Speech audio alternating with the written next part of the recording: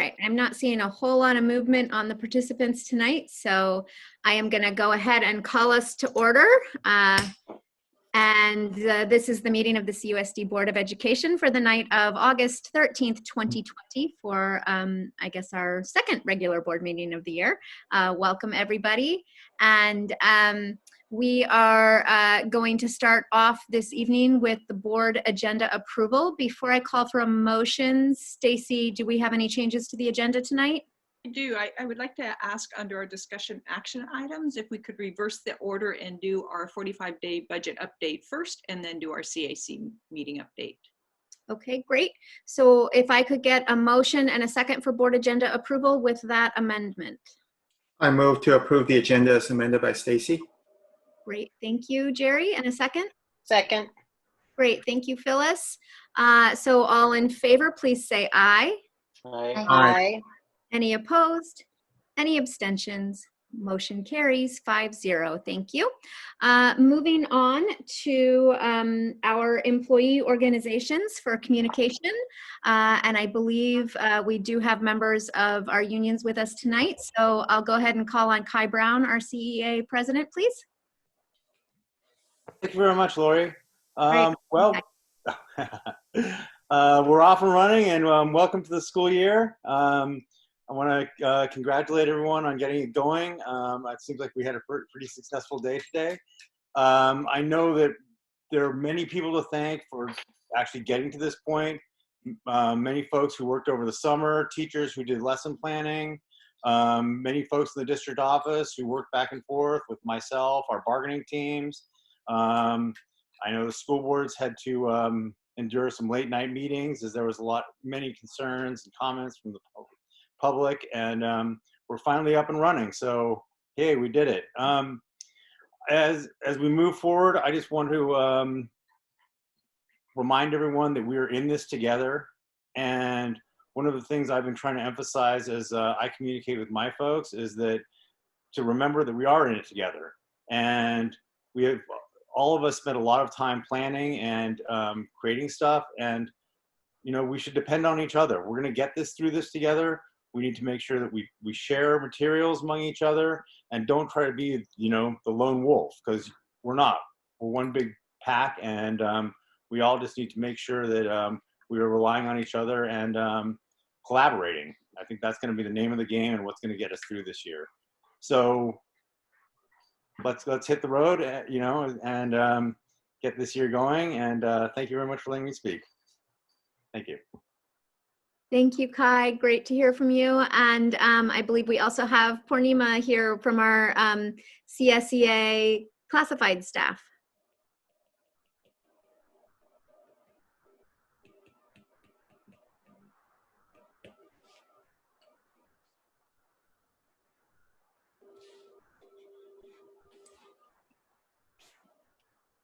Purnima, you should be able to talk. I think you might have to unmute. Oh, Purnima is gone. All right, and let me see, I don't see Britt as well, so maybe we'll, we could circle back. Well, I guess public comments next, isn't it? Stacy, what would you like me to do? You want me to pause for a minute to see if they're able to rejoin, or do you want me to move forward here? I'm going to text Purnima real quick and see if she's able to join back on if you give me 30 seconds here. Yep.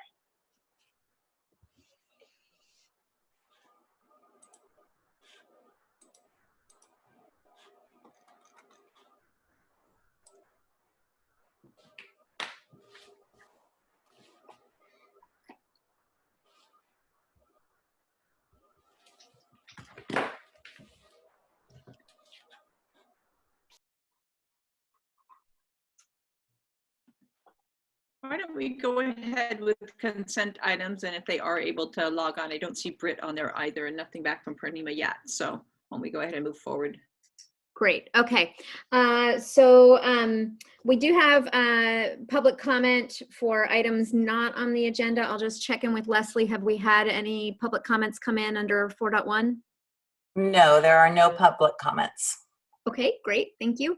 And then moving on to consent, 5, I need a motion and second for 5.1 by itself first, please. I will make a motion for 5.1. Great, thank you, Satish. And any second? I'll second. Great, thank you, Jerry. Okay, motion by Satish, second by Jerry. Item 5.1 on consent, all in favor, please say aye. Aye. Aye. Aye. Any opposed? And then myself abstaining or recusing. So motion carries 4-0 with 1 recusal. So moving on to 5.2 through 5.9. Would anyone like to motion? I will move 5.2 to 5.9 for approval. Great, thank you, Phyllis. And a second? Second.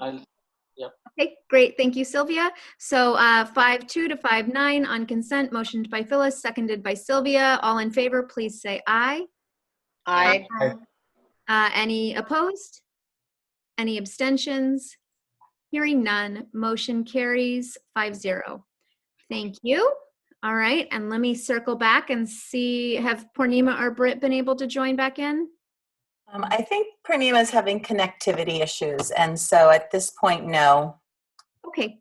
Well, we can revisit if it's appropriate, if she's able to get back in. And then we haven't had Britt either, correct? Correct. Okay. So then moving on with our first discussion item of the night, item 6, our reopening of schools update. So I assume Stacy and Allison for us tonight.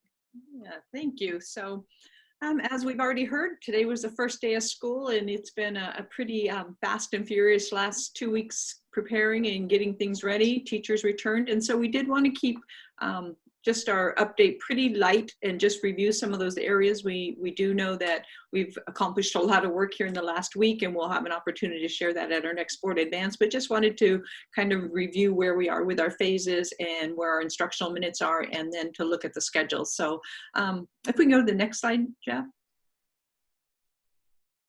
Yep, there we go. Just resharing with you what our focus areas are throughout the entire process, whether we're in phase 1, phase 2. We really do want to keep this in our minds as we're developing the schedules and moving forward and continue to create that safe and healthy environment for all. Just a real quick overview of the 4 phases again, a reminder of our instructional minutes and the schedules for student learning, and we will, I'm sure, get some feedback after our first day. And then there's also been a lot of the questions of professional development, not only that went on over the summertime, but what's going to continue on. And so we'll just briefly touch on that, and then at our next meeting have an opportunity to really go in depth and share and actually hear from some of the teachers that have been doing the PD as well. So the next slide. This is really what we've kept in mind as we've continued to develop the schedules, and we'll continue to look at where and how we move forward when we are able to bring people back in person. Right now, we do know just the latest information from this afternoon that Santa Clara is still on the monitoring list. Likely that we will stay on that monitoring list for a bit longer, but we'll continue to monitor and adjust and refine as we move forward. But our focus on our kids, and we wanted every child to really have that sense of connection and belonging to school, the teachers and the peers. We know that that's been one of those areas that we really have heard as the difficult part about distance learning. How do you make that connection when you're sitting across from the screen? And that certainly is a concern and an area of focus that our teachers care deeply about. We wanted to assure that the students are attending and are participating. This year it is somewhat easier in that we have put back in attendance policies, so there will be daily live instruction, there will be a daily attendance that we'll continue to monitor and hold students accountable to be part of it, but also just to identify if there are any students that we are missing so that we can quickly loop them back in and re-engage them into that learning process. We really are trying to focus on the entire child, continue to provide that academic, the social, emotional, and physical development, and embedding all of those through the variety of synchronous and asynchronous throughout the entire week. And then the other piece that's really important, and Allison and her group have done an amazing job in putting things in place right from the start, is how are we going to assess that progress that the students are making, and what are we going to do with that information? How do we continue to allow students to grow and expand their learning? And so we really do want to focus on that last third bullet, because there's so much importance in how do we ensure that those learning gaps are covered. We know that there may have been some experienced in the spring. We'll do assessment here at the beginning of the year to see what those learning gaps are, and we'll begin to address those and work on not having any of those learning gaps moving forward. So the next slide is really just a review of the 4 phases. We highlighted we're in phase 1, distance learning. As we ascertained at our last board meeting, we will stay into the distance learning through January 8th, but we will continue to monitor where we are with our health and safety environment and conditions, and based on public health, when we are able to look at any possibilities to start bringing any portion of an individual student or any kind of a learning opportunity for students, we will continue to update and bring that forward to you as a board in that decision making as well. Phase 2 would be that smaller groups coming in. Phase 3 would be the full hybrid, and then phase 4 would be we return to the traditional school, or normal school, I guess, as some people refer to it. So again, just the overview of our 4-phase framework that we'll continue to work towards. And then the next slide, Allison's going to take over and walk us through the distance learning and the requirements that are put forth for distance learning. Hey, Stacy, Allison got kicked off her internet. She's trying to get back on. Okay. Hello. Is she back there? Oh, there we go. Perfect. Okay. Perfect timing, although hopefully it will last. So I'm just going to get started and hope for the best here. So this is a slide we've shown you before, and I think kind of the big picture on the state requirement slide is that really in this phase of distance learning, we want it to feel a lot more like on-campus school. So we're making sure that we're meeting all of the kids' needs. We're setting minimum instructional minutes, taking attendance, and making sure that all of our kids are actively engaging. We can go to the next slide. And when we met last, we talked about our minimum instructional minutes for each day. And so we wanted to restate those here. Really what we're talking about with this is making sure that we're offering the kids a full year course, that we're paying attention to our pacing and the amount of minutes that the kids are getting per day, so that we can make sure that distance learning or hybrid models are delivered at a quality that is challenging and, in the state's language, substantive. We were creating our schedules and working with our summer teacher teams. We were keeping that in mind and making sure that we had blocks of synchronous time when the teachers can work with the kids either through live Google Meets or other synchronous tools to provide feedback and instruction throughout the day. And that's happening, you'll see on the schedules, in blocks of time, which are used flexibly to meet student needs. So we're not seeing the kids kind of in front of the screen for the full block typically, because that would not be aligned with what we are moving throughout the block, working synchronously with students in a variety of setups, which could include whole class time, small group time, one-on-one, several small groups working at the same time, different configurations that we also would see in the regular classroom.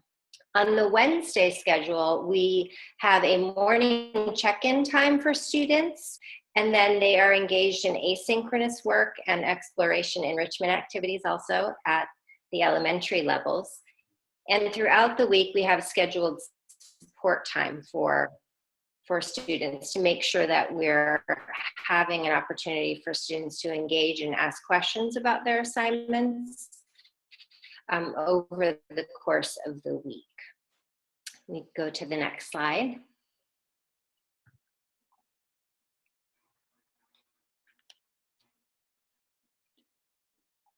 So I think Allison froze, so I'll jump in. And again, this is a slide that we've shown before, and it really is just showing how those 3 components overlay as we're preparing and giving the synchronous and asynchronous. Okay, so we've shown you this one before. We're talking about time. I'll give her a minute to see if she comes back, and if not, why don't we go ahead on to the next slide, Jeff.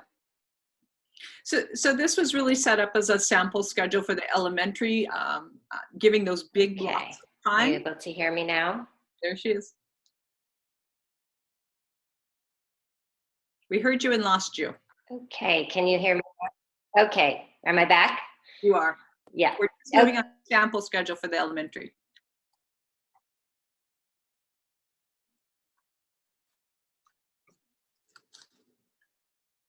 Okay, so we lost her again. We'll just continue on. So it really is trying to create these blocks of time so that students have a sense of routine and schedules, parents can plan. Within those, the teachers have that flexibility, what they're doing in those instructional period blocks. So the expectation is that this is that live time, that synchronous time that teachers are interacting with students. They can be doing a variety of activities, but wanted to break that out throughout the day so that there is something that keeps them interactive, but also gives them that chance when they need to have that break and be able to get up, move around, have their lunch embedded in, come back to that work. Again, one of the pieces that I think we heard from the springtime was just having that regular structure in there. So the blocks of time depend on the grade level. Obviously our kinders and first are shorter blocks of time to equal that instructional day that's required for them. And I think Allison is having trouble still getting on.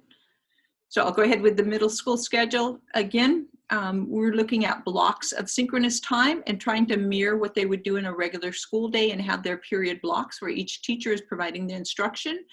They would rotate so they have their 3 periods on Monday, 3 periods on Thursday, and then the same periods on a Tuesday and Friday. And again, during these blocks of time, they would have that synchronous work and be able to work in small groups. And then also that independent time in the afternoon is really set up for teachers to have an opportunity to touch base with students, to give support, to have small group interactions with the students, and really supporting them and providing them the work that they can continue to work throughout the week.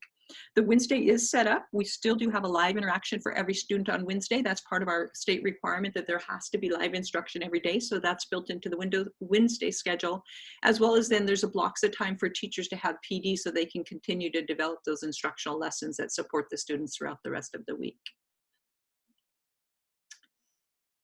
And the last one is we weren't going to go into depth of all the professional development and all the tools that we have used. We really are looking at doing that at the board advance where we have a more time to go into in-depth. But I think just giving you the visual of the amount of different programs and tools that we have put in place. We have a handbook that has all of the links to it so that people can access. We have lessons developed at each grade level. So we really did want to build this toolbox of lessons and programs that teachers can easily access, but we also want to allow parents to see what some of those opportunities are well. So we are providing some of the training and tips and tools for parents. We'll have that going out this weekend. And along with that, we will also be giving a update weekly to the parents on what are some of the things they can look forward to for that week and give them some of the tips and strategies as well. So we are really trying to build this out in chunks and provide that support. And a lot of this is based on the feedback that we did hear from the spring, that some of these pieces that we're missing. Again, our teachers work throughout the summer. They've developed the plans, but they're also going to continue to develop those professional development as well throughout the school year. And I think that is the last slide. We have nothing that we're asking you to approve tonight. It really was just kind of the overview and to be able to answer any questions that you may have. All right, great. Thank you both. So I'll go ahead and open it up for any clarifying questions or comments or anything else any of our board members might have. Satish, go ahead, please. Yeah, I'll start with a couple of things. One is, I think, technology update also. I think it would be great if you can give us some update, like anything to make it more robust in terms of remote access. So I don't think that we are covered here. Do you have something to update? I do, and we'll certainly provide more information. Actually, one of the very positive news is we just are receiving 80 hotspots from the city of San Jose. That just came into us yesterday afternoon, so that's encouraging. We are in the process of getting out devices to all of our students. We did receive our laptops, our brand new laptops for all of our teachers, so those have been distributed. And I think somebody had made a reference earlier, our material distributions. There are parents that are all approaching the campuses to pick up their devices, so we're right in the midst of getting those out to everyone. There was a higher demand of hotspots than we originally anticipated, so we have increased our order. We're hoping to have those very soon, and our intent is, as families request and express the need, we're able to provide that to them. So it will be ongoing. We are continuing to order, and our IT department is on top of that. The other piece that's been added in, and again, just feedback from last spring, is our IT is set up to help offer a help desk to our parents who may be struggling with accessing some of the technology. And I certainly know I've taken advantage of that with my struggles with technology at times. And so really are trying to make that easy, accessible to parents and staff to have that support with our IT department as well. So that's excellent, actually. Yeah, that's great. Okay, one more thing, I think between middle and elementary, that Wednesday thing, collaboration, like more independent thing. So independent study, is it only applicable for middle school, or elementary school also has that Wednesday, or it's all same across? So it's actually built into both schedules, and it's independent work time for the students. So if you look under the block C, you'll see independent reading time. So there will be opportunities built into the daily schedule that students would do independent work. There would then also be that time built in during the office hours or the class time that teachers can help support those students as well. But throughout a regular school day, even if they're in the classroom, there's always time built in for independent work. So we really did try to mirror this schedule to reflect some of that activity as well. Okay, yeah, no more questions on this, but I just want to thank, this is really good. This is what we are looking. This is what I think every parent is looking. You know, a little bit more details, like what each day would be. That's really, thank you for getting, all of you, for getting this rolling. Thank you. Laurie, I'm done. Great, thanks, Satish. Okay, oh, yeah, I am unmuted. Okay, anybody else clarifying questions? Phyllis, are you flagging me? Jerry, I see. Okay. It's okay, Phyllis. I think you called on Phyllis first, so I'm happy to. Actually, I did not. I just raised my arm. I don't have a comment or a question. I guess that's like when you call the waiter over inadvertently in the restaurant. I've had that happen Right. too, so. All right. I'll just go ahead next. I'll go next then, Lori, if that's all right. Yes, please. All right, thanks. So I watched a bit this morning as my daughter had her classes, and at first I just want to say it's a night and day difference between now and last spring. I think having the structure, I can see a lot of work went into it, both infrastructure wise, the preparations that the teachers did, and it's very different managing, I think, 20, 30 kids over Zoom, and it was just, I can see a lot of work went into it. So I just want to kind of call that out as someone who actually sat there a bit and watched this play out. So so I want to say that. I actually had a couple of questions for Jeff or Mahmood, I guess, around IT, first of all. So right now, when the classes start, the way it works is that the link to the Google Meet gets posted 5 minutes before. At least that's how it worked this morning. Do we have a way of providing links earlier? So because my daughter was on earlier with Hangout with all her friends, and they were asking each other, have you seen the link yet? I think they're all like eager to get on. Does the system allow us to post a link like prior, or why do we have this system where we post it 5 minutes before? Is that a temporary thing, or is that how we should expect it to work this semester? Yeah, I'll start off with them. Mahmood can jump in. There are ways that when you go through Google Classroom, it doesn't have to be posted 5 minutes before, and you can actually use that same link over and over. There's as part of our IT that Mahmood and Amy worked on, some best practices that we shared with our teaching staff out there. And I think when you're starting the year, you're always working through kind of the logistics of how it works. So we can certainly push that out again. Sure. One of the nice things about the way Google Meets are set up is when you rename that Google Meet, that link can actually keep going for that class. And so I think that's good feedback to make sure we share that back with all of our principals. Yeah, and in fact, you shouldn't just take my feedback. What I saw today, there was one class when the teacher was at this teaching out of her classroom, but the internet went out for her, in and out for about 10, 15 minutes. I thought she handled it well. And what I could see was, there were different ways of taking roll. There were different ways of, handling these outages. And I'm sure you probably have this already, but I'll just maybe add a +1 to it, is to collect the best practices from the different teachers. I watched 3 classes today, and there were 3 different ways of doing it. I could see good practices coming out of this that would apply to everybody. So I think that would be, I just want to kind of share that. The second question, or second set of questions I have, it's around the schedule. And so in particular, the middle school schedule, the way it's set up right now is that we have all the synchronous blocks of times in the morning and the asynchronous in the afternoon after the third and sixth period. And it was when I was thinking about this, I want, you can imagine another way you could do it would be to put, you could have the, for a particular topic, the synchronous time followed by an asynchronous time.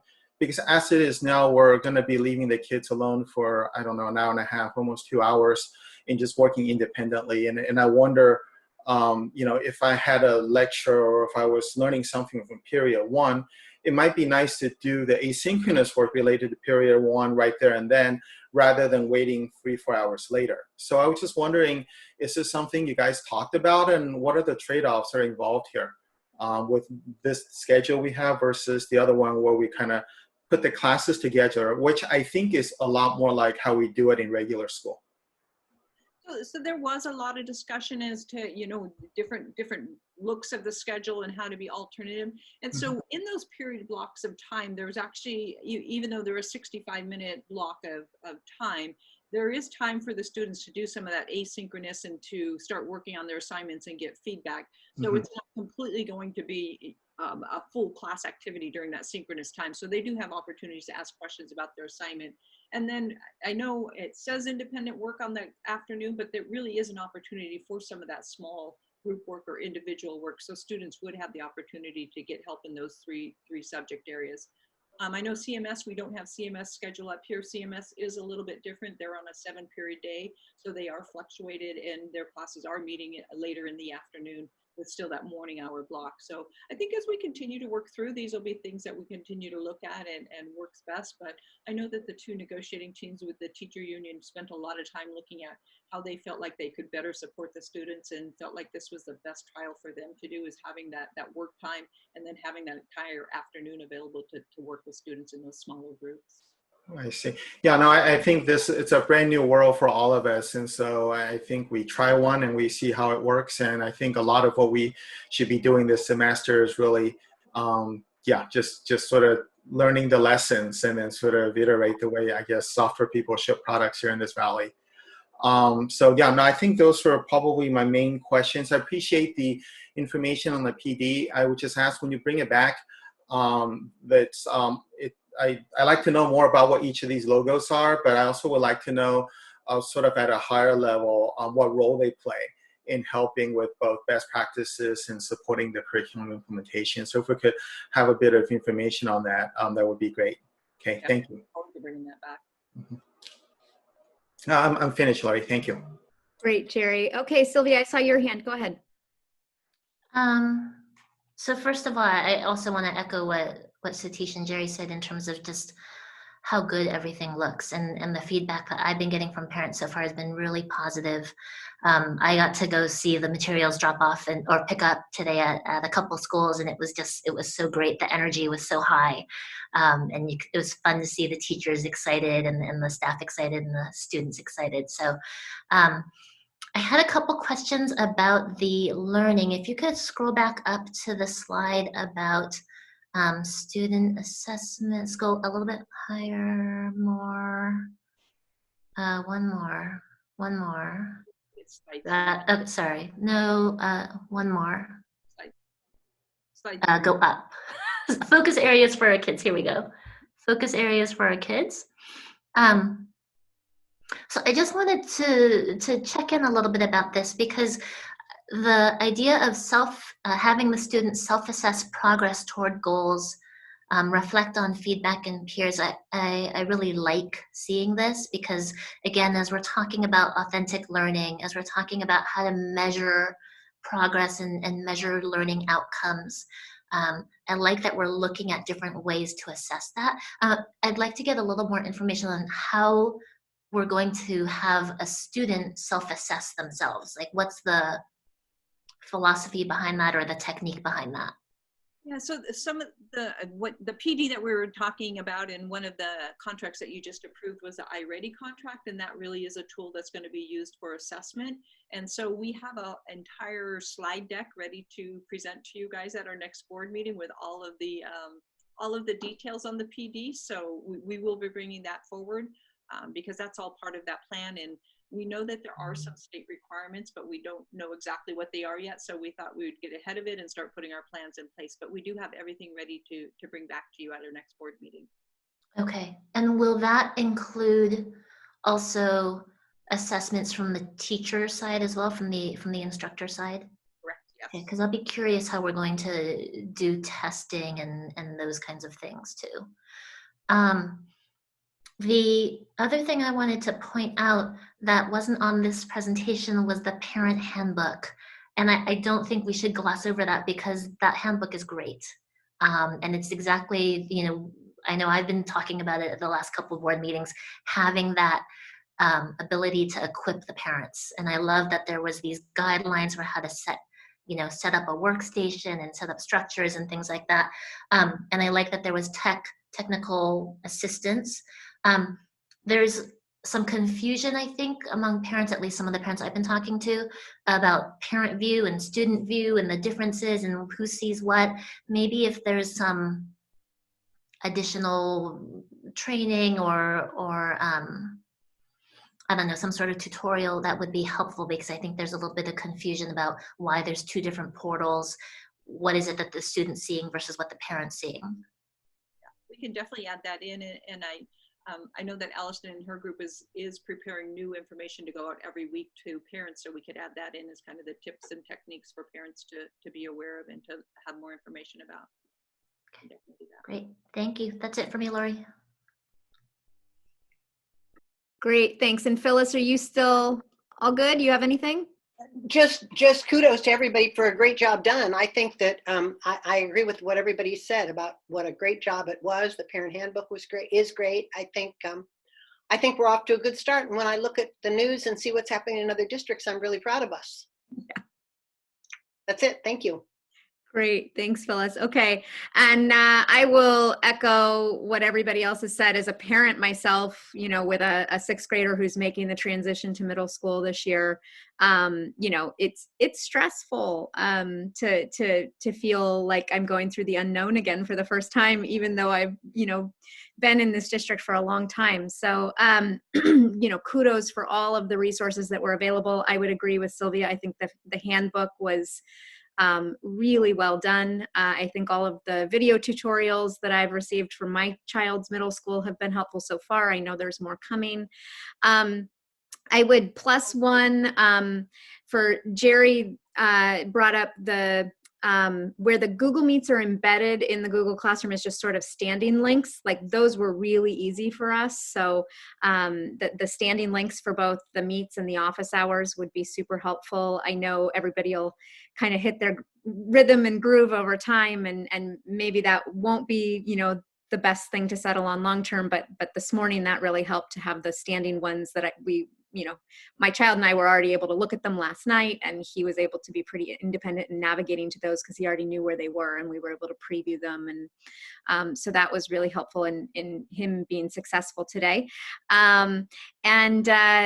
I do have a question about, we did run into a technical difficulty today, and it dawned on me that with some of the privacy concerns we have around recording and the fact that none of our synchronous sessions are being recorded, it's not entirely different than what it would be in the live classroom. If you miss a class, you miss a class and there's no recording of what happened. But, because we're adding in this tech piece where technical glitches are going to happen and people's feeds are going to go out, or, their bandwidth is going to be less than ideal, or, something's going to happen. It may happen more often, I guess, is my question. And I'm wondering if we have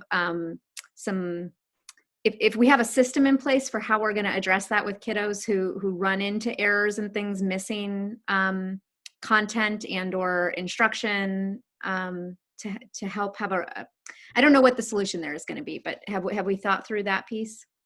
Yeah, that was actually talked about with the teachers as we were developing the MOU too, because we recognize that there is going to be some tech. The other piece is, what if we have a power outage, and how is that going to affect, and to have a plan B for that. So all of those pieces are being worked out, and I know that will be one of the first topics on their Wednesdays that they'll collaborate and talk about how are we going to loop back in to ensure that the students are getting it. We don't want to penalize a student because they have internet problems.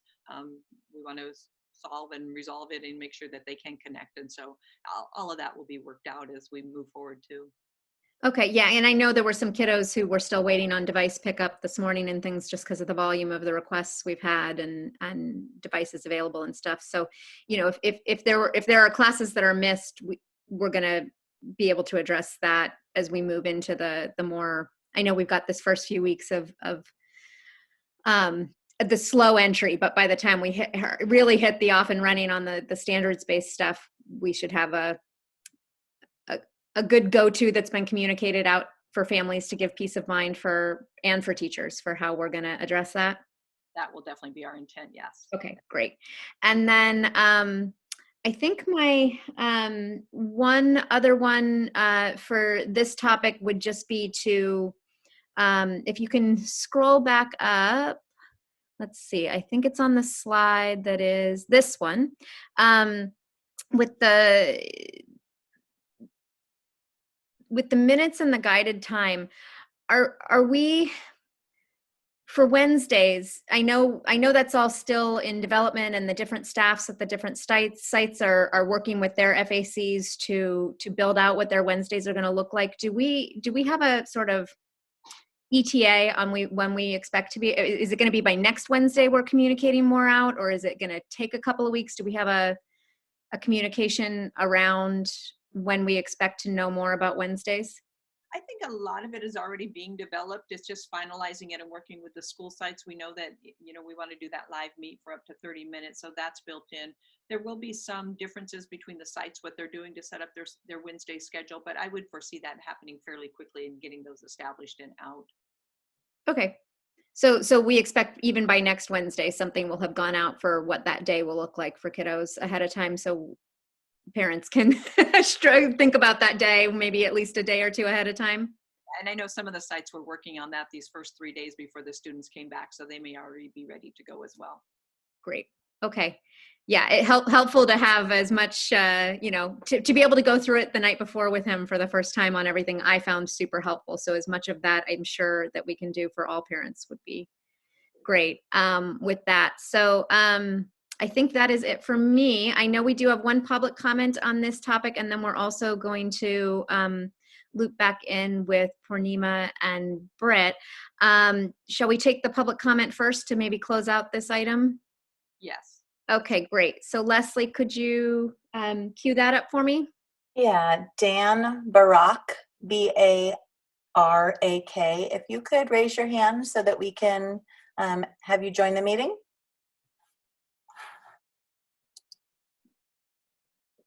Hi, Dan. Hi, everyone. Hi, welcome. Thank you. Thanks for giving me the time. My comment is focused on elementary school children, specifically in the lower grades in elementary school. I'll start by saying that the first day of school worked a little better than I expected, so kudos for that. I am a father of a first grader and a fourth grader. And I'm less concerned about the short-term academic impact of distant learning, but I'm extremely concerned. I'm panicking, to be honest, about the long-term psychological damage that this is causing. So let's make sure that we understand what's in stake. I think we can all expect that the board decisions will have a long-term implications on our young children that will only be fully understood years from now. Now, obviously, it's important to balance this long-term damage with short-term health risks for all of us, which makes the decision to start with remote learning, well understood. However, thankfully, it will be pretty easy for us to assess and understand the health risk pretty soon. First of all, as you all know, the county is likely to be removed from the state watch list pretty soon. But more importantly, at the same time, there are many private organizations that are opening up for in-person learning. This includes private schools as well as private organizations that offer remote learning enhancements for elementary school children. These are classrooms with an instructor that help children with their remote learning, typically rooms of about 12 children.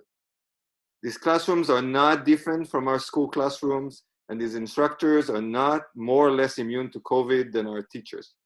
One of these include, by the way, an initiative by the city of Sunnyvale for children of teachers.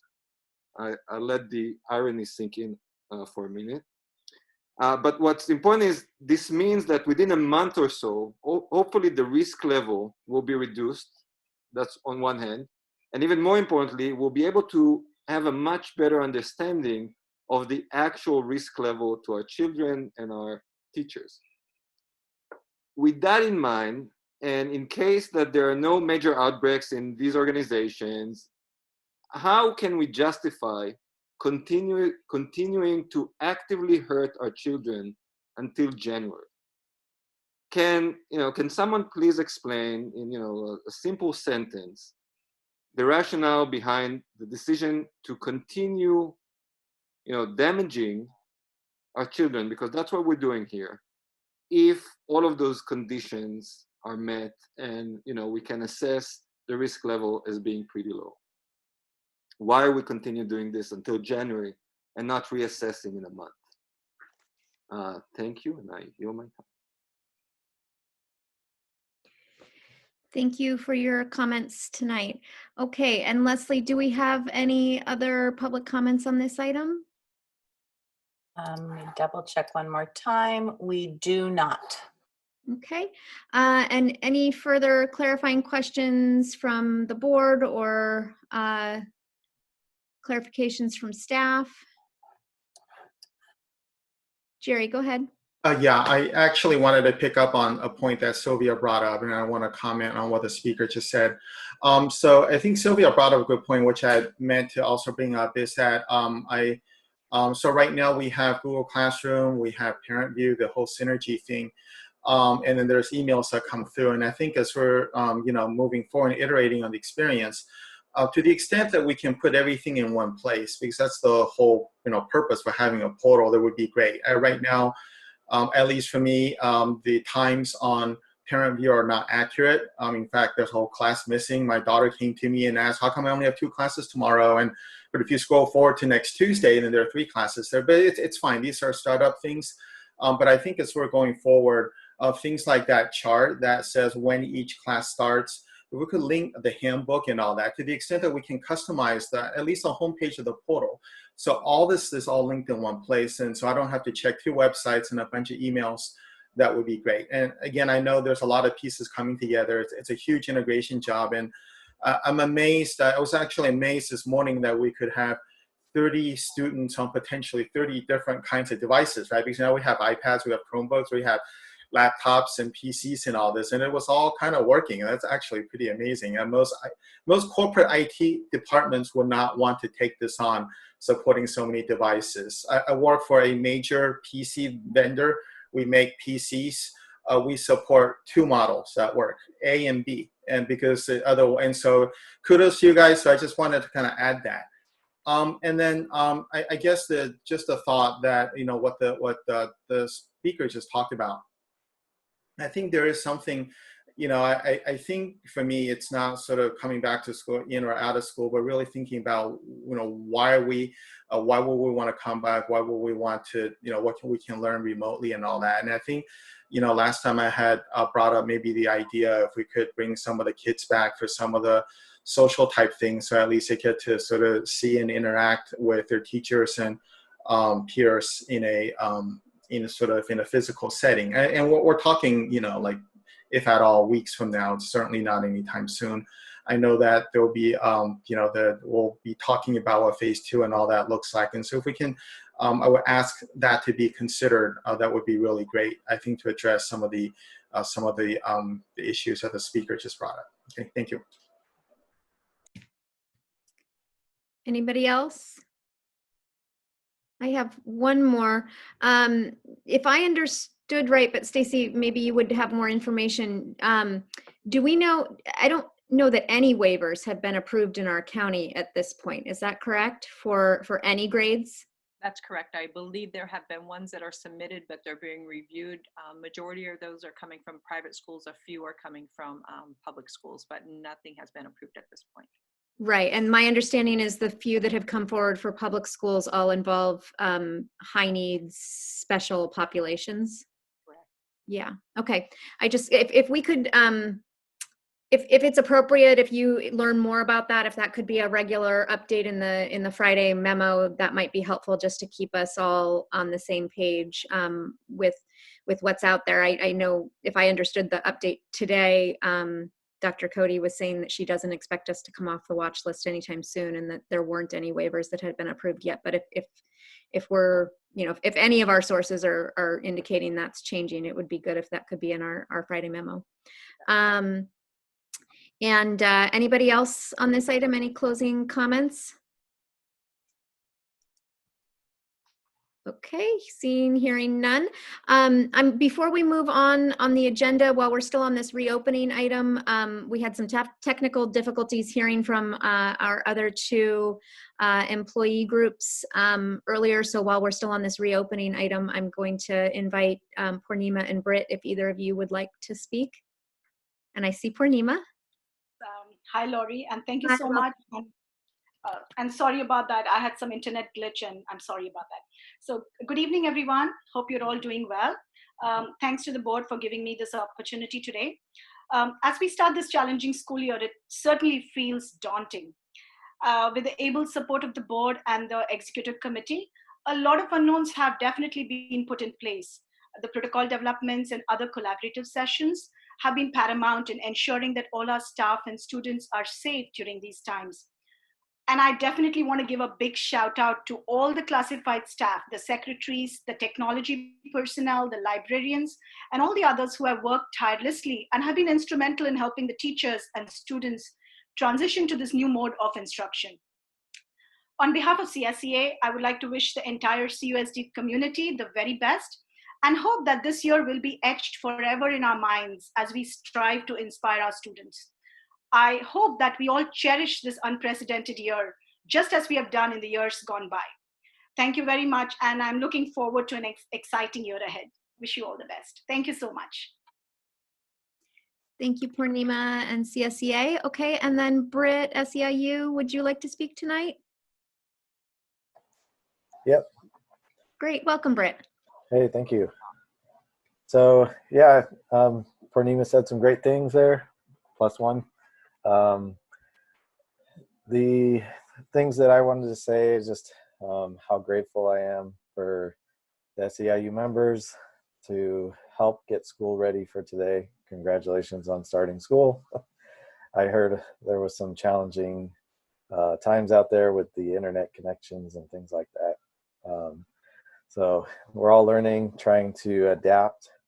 And I know that a lot of my members are calling me, and you know, we're all just trying to figure out minute by minute how to you know, what we're going to do next. You know, it's definitely not the normal tasks that we're taking care of. Sometimes we're just adapting and helping someone else. Hey, you need something over there, and I'll take a minute out of my day to go. I know all of us are doing it, and I'm just hoping that we can all figure this out together. And I just want everyone to hang in there, take deep breaths, and give me a call. Let me know if you need something. And the members, the board members, we got a town hall coming up. Looking forward to grading the surveys that you guys are going to be filling out, and endorsing the next board member. And let's see. Other than that, that's all I got.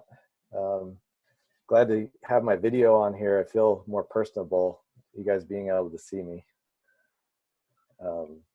Take care. Till the next time. Great. Thanks for joining us, Britt. Okay, so I'm going to close out discussion item 6.1 and move on to our discussion action items under 7, and we're going to hear 7.2 first as amended on our agenda approval.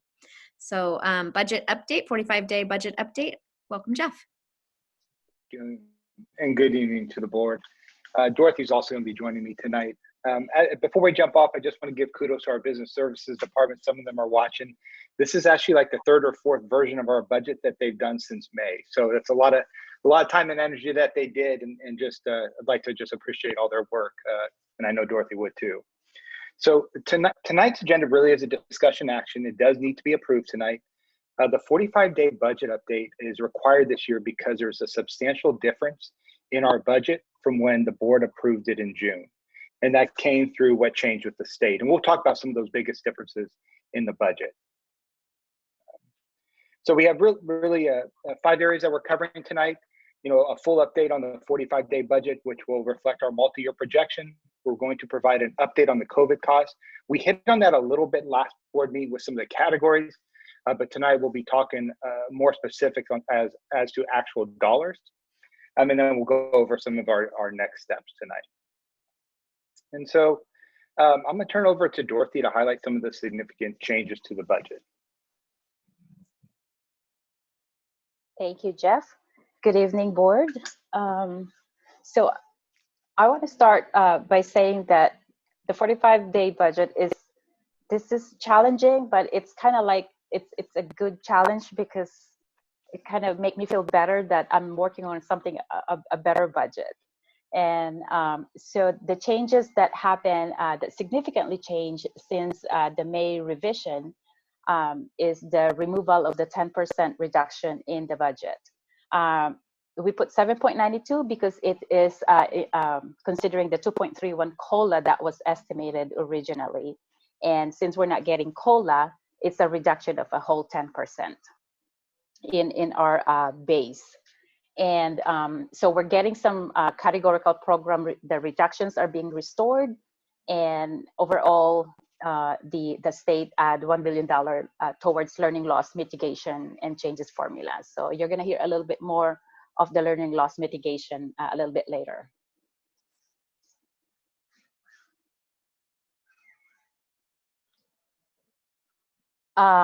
Since May revision, the deferral has been expanded, and we're looking into our working into our cash flow that and our deferral, how it's going to impact our budget. So this is something that we're going to be bringing to you later on, so that we can have a better understanding on where we at by the time we hit first interim.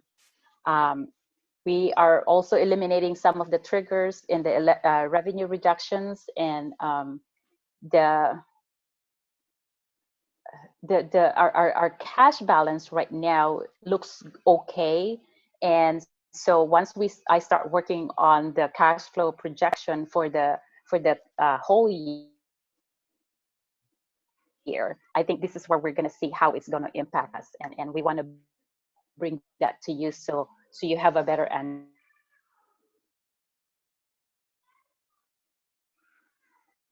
Stay the same, but the they increased the out years projection. It remained the same in 2021, but in 21-22, all through 24-25, there's been significant change averaging to every year. So that's hurting us a little bit. So we're hoping that there will be some relief later, but that is what the projection that we're using right now. Jeff? Yeah, great. Thank you, Dorothy. And just as a reminder for the board, when we talk about deferrals, we're really looking at February, starting potentially February, March, April, May. When you look at that, those are typical allocations, about 9% each of those months of our budget. So significant dollars that you're talking about there. Obviously, as a district, we'll go into our multi-year. About 85% of our costs now is personnel costs related. So when you think about those deferrals, a lot of that is salary. If we show a need for cash flow, that's when you go out for a trans. We would bring that information back to the board, probably end of September, early October, so you know timeline. We have plenty of time before that February date, but we also want to make sure the board has all the information prior to a decision needing to be made. Now, switching gears away from that, we're going to take a look at the COVID costs here.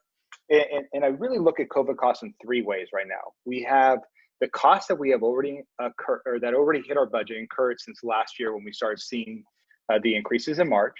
We then have the cost to date as of August 1st for the timeline of what we're talking about right now.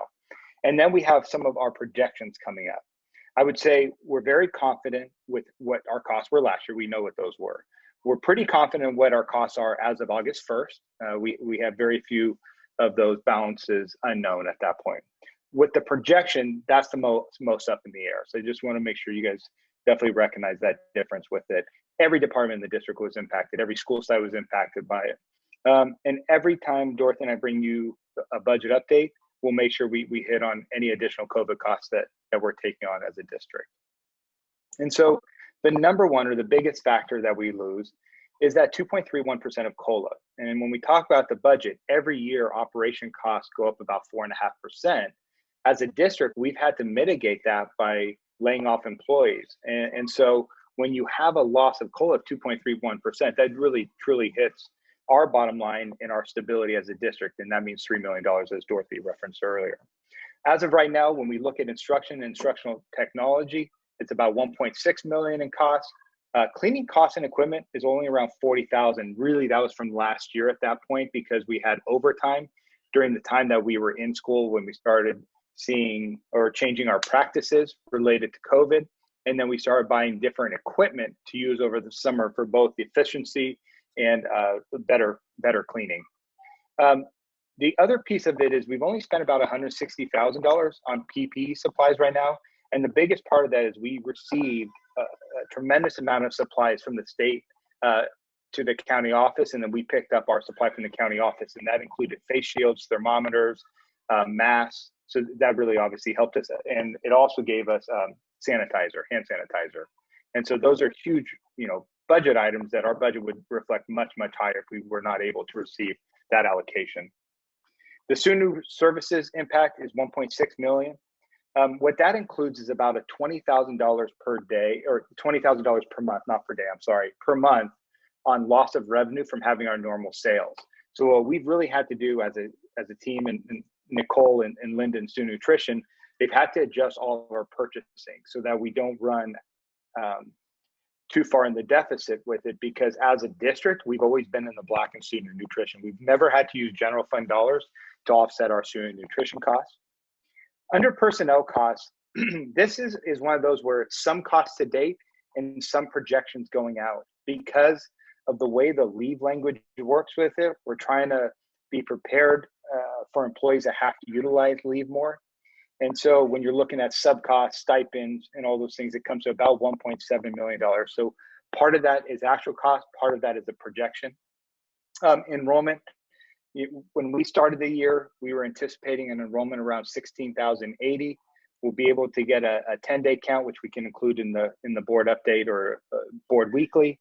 And then as we get into October, we'll see our actual numbers, and we'll make sure that's reflected at first interim in our budget assumptions.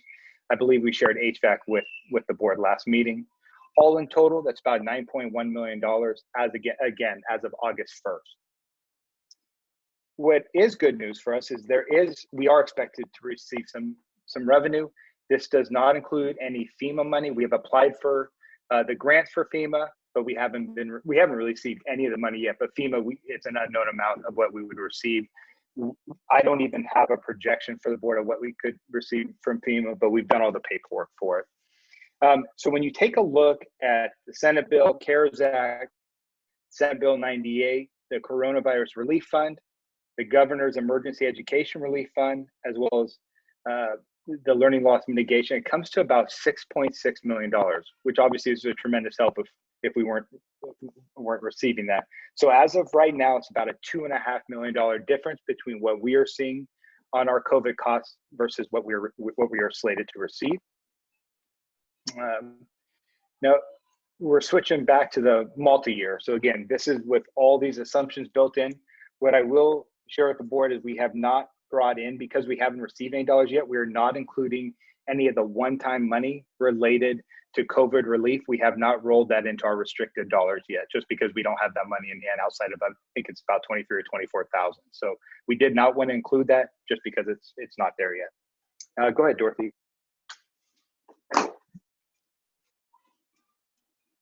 You may be frozen, Jeff. Oh, okay. then I'm going to start, and if she comes unfrozen, she can jump in. So this is with our multi-year. I think what I'd like to make sure to share first and foremost is that we are actually showing a positive budget that from 2021 all the way through 23-24 now. It's come from a variety of things. Number one, getting the 10% back in our budget made a huge difference. We also froze accounts last year in March, general fund dollars, because we didn't know what funds we would receive back from the state or any COVID relief.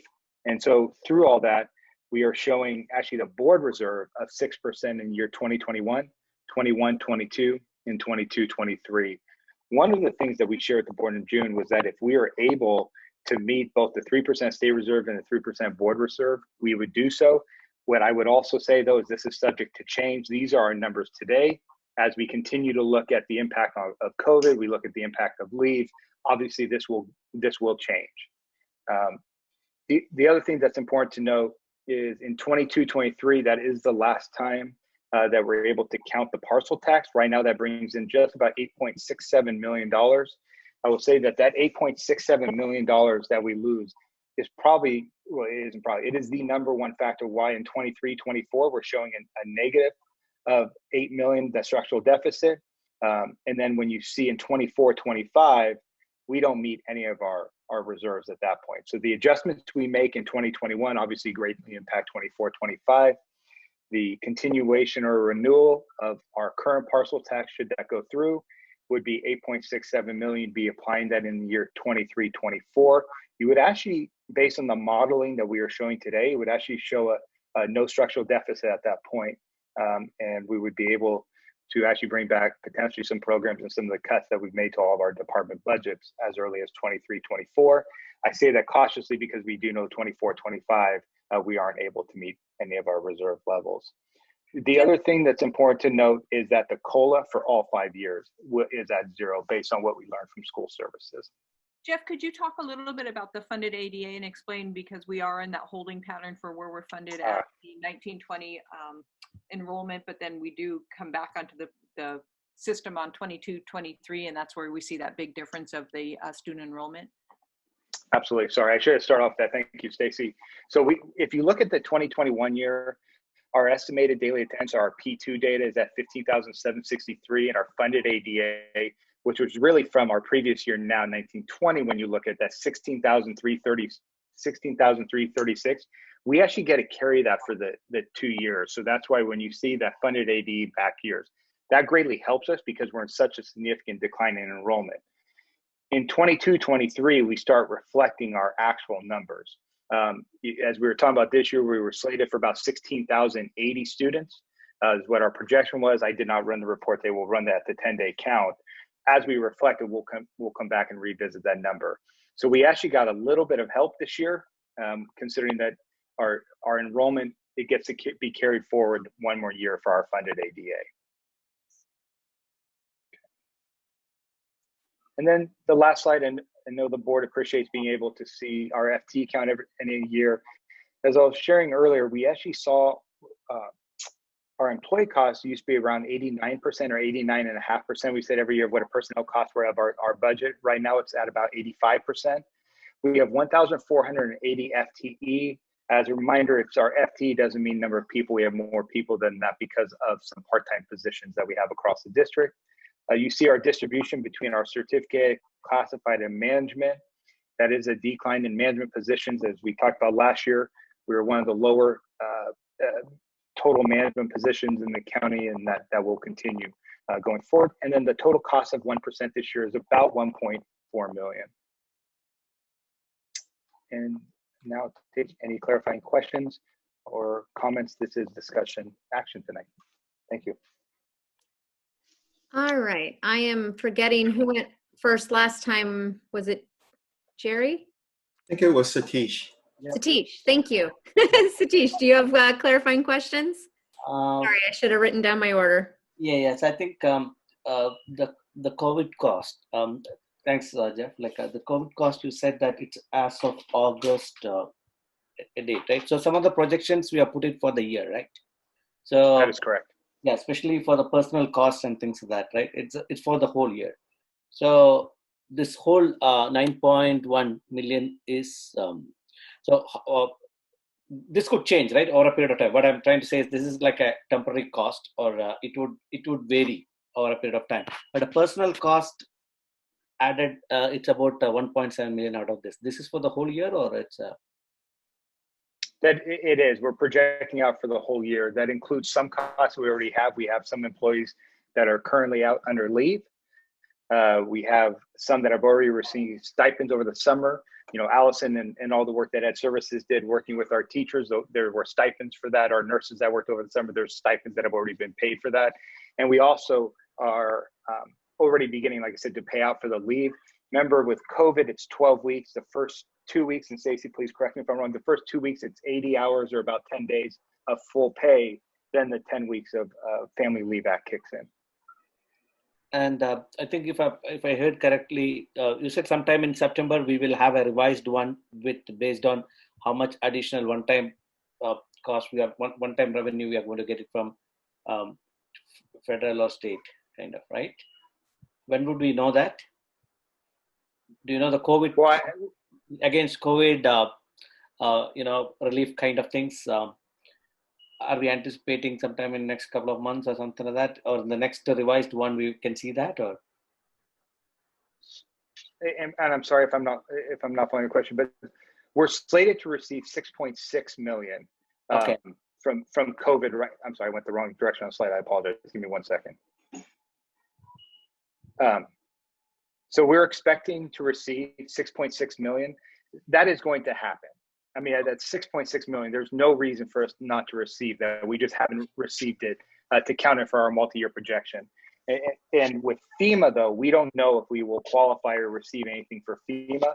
What we have done is we applied for all the grants. We've done our applications. We just haven't received anything if we're eligible, or if we don't know if we're eligible yet for FEMA. But this 6.6 million we should count on. Okay. Jeff, I'm sorry, I'm back. I got disconnected and I just logged back in on my phone. Okay, thank you, Dorothy. Now you guys can bring the harder questions. No. Yeah, now we find and can move. Laurie, you can, I'm done. You're done. Okay, thank you, Satish. So Jerry, I think we had you up next tonight. All right, sure, thanks. So I'll start with Dorothy. Dorothy, you had given us an update on some of the conditions. So I have some questions about the deferrals. Well, I guess maybe first is for Jeff. Jeff, you had mentioned that we might look into trans. I had thought that since our reserves were higher than what's deferred, that's not in the books, but you're thinking there may be a possibility we may go to a trans issuance. If so, could you just talk a bit about, I know it's very preliminary right now, but it's a little surprised to hear you bring up that possibility. If you could say a bit more. I think it'd be very, very hard. Yeah, I think it'd be, yes, I'm sorry. And you cut out, or my internet's struggling here. I'm sorry. Can you guys hear me okay? So I just believe based on the cash flow, and we'll have a firmer grip on it very, very shortly. But when you think about 9% for multiple months or for the district not receiving multiple months of our disbursement from the state at a 9% level, and when you look at payroll cost per month, if it's in the 15 million range, I think that would be very difficult for us to be able to have with our current cash flow. What we're hoping for is that the state comes in and removes, the 9% deferral that they're putting forward in February and stretches it out. The more it stretches out for us, the better we'll be able to do this without needing trans. But I think it's very unlikely for that to be the case for us. I guess I was thinking, 9-10% of 180 million is around, I don't know, 15, 18 million. Our reserves we have quite a bit more than that. But we can talk about that later. I just wanted to have a high level. The other one, a question, I guess, is for Dorothy here. So what if federal legislation to provide additional funds is not enacted in the next, 18 days? They sure don't look like they're heading towards that. So I'm just wondering what happens. Do the deferrals go away? Do they become blank, or what exactly? Do we know at this point what happens if it is not enacted by September 1st? So the deferral most likely will happen still, because the federal money that we're getting is a one-time relief from the federal. Mhm. So even if what our hope is that it goes, or we may get a little bit of relief, because when they came back reporting the taxes that was due on July 15, they actually got more than what they anticipated. Than the legislative office, their projection was less than what they actually got. So that was a good news for the state. And so we're hoping that we get a little bit of that piece of pie to apply towards our deferral of the revenue. So we're waiting to hear on that one. And on one of the workshops that I attended with CASBO, is they're saying that they're developing into something. So we're hoping that, and they're rallying that they give a little bit of that extra money that they got from the taxes to the education. Got it. So it sounds like what you're saying is there may be some reduction, but the reduction may not be the entire amount or even most of the amount because of the unexpected surplus in the state revenue. But we don't know what that is right now. Okay. We don't know what that is yet. Okay, now that sounds fair. My next set of questions, Jeff, is in the COVID costs. So back where I think Satish was. So thanks for so we'll go back to the COVID, that one, yes. So I hadn't realized, and I appreciate Satish for having this clarify that this is actually a projection and not backwards looking. So then I guess two questions I had. One is the cleaning cost is actually a lot less than I expected. $39K, we have 25 schools, that's about 1,000 additional per school. What kind of assumptions are built in here that would only be spending 1,000, 1,500 more per school? That doesn't seem like a lot. That's an actual cost to date. And I'm sorry, I probably should have done it in different colors. I apologize for that. Satish brought that point up and I could see it in here. So as of August 1st, based on the additional equipment that we've had to purchase and based on the overtime that we have paid out, our total cost to date on custodial is $39,000. I see. Okay, so these are known costs to date. Now, the COVID thing started back in March. So are these costs to date for calendar year or fiscal year? They are to calendar year, not fiscal year. We're crossing fiscal years. Right. The reason I'm asking all this is I'm trying to understand how sure are you about the projection that we have in the multi-year projection. I'm curious as to what the model is for the costs going forward for the rest of the year, right? Because this is backwards looking. So I think to the extent that maybe we could have that for the future, I'd like to understand that better and just sort of have a sense for what, because these things are always a range, and I'm just kind of curious where your model is in that range of being aggressive to conservative on what our costs are. Okay, so that makes sense then. The last question then I think is on the multi-year projection. What kind of assumptions are we making here for salary increases here, if any? None. No salary increases outside of normal step and column. Right. Step and column is built out every single year. Right. That's in there, but nothing beyond the step and column then. I just wanted to confirm that. Okay, great. That is correct. All right, thank you. Those are my questions. Thank you, Lori. Okay, great, Jerry. So Sylvia.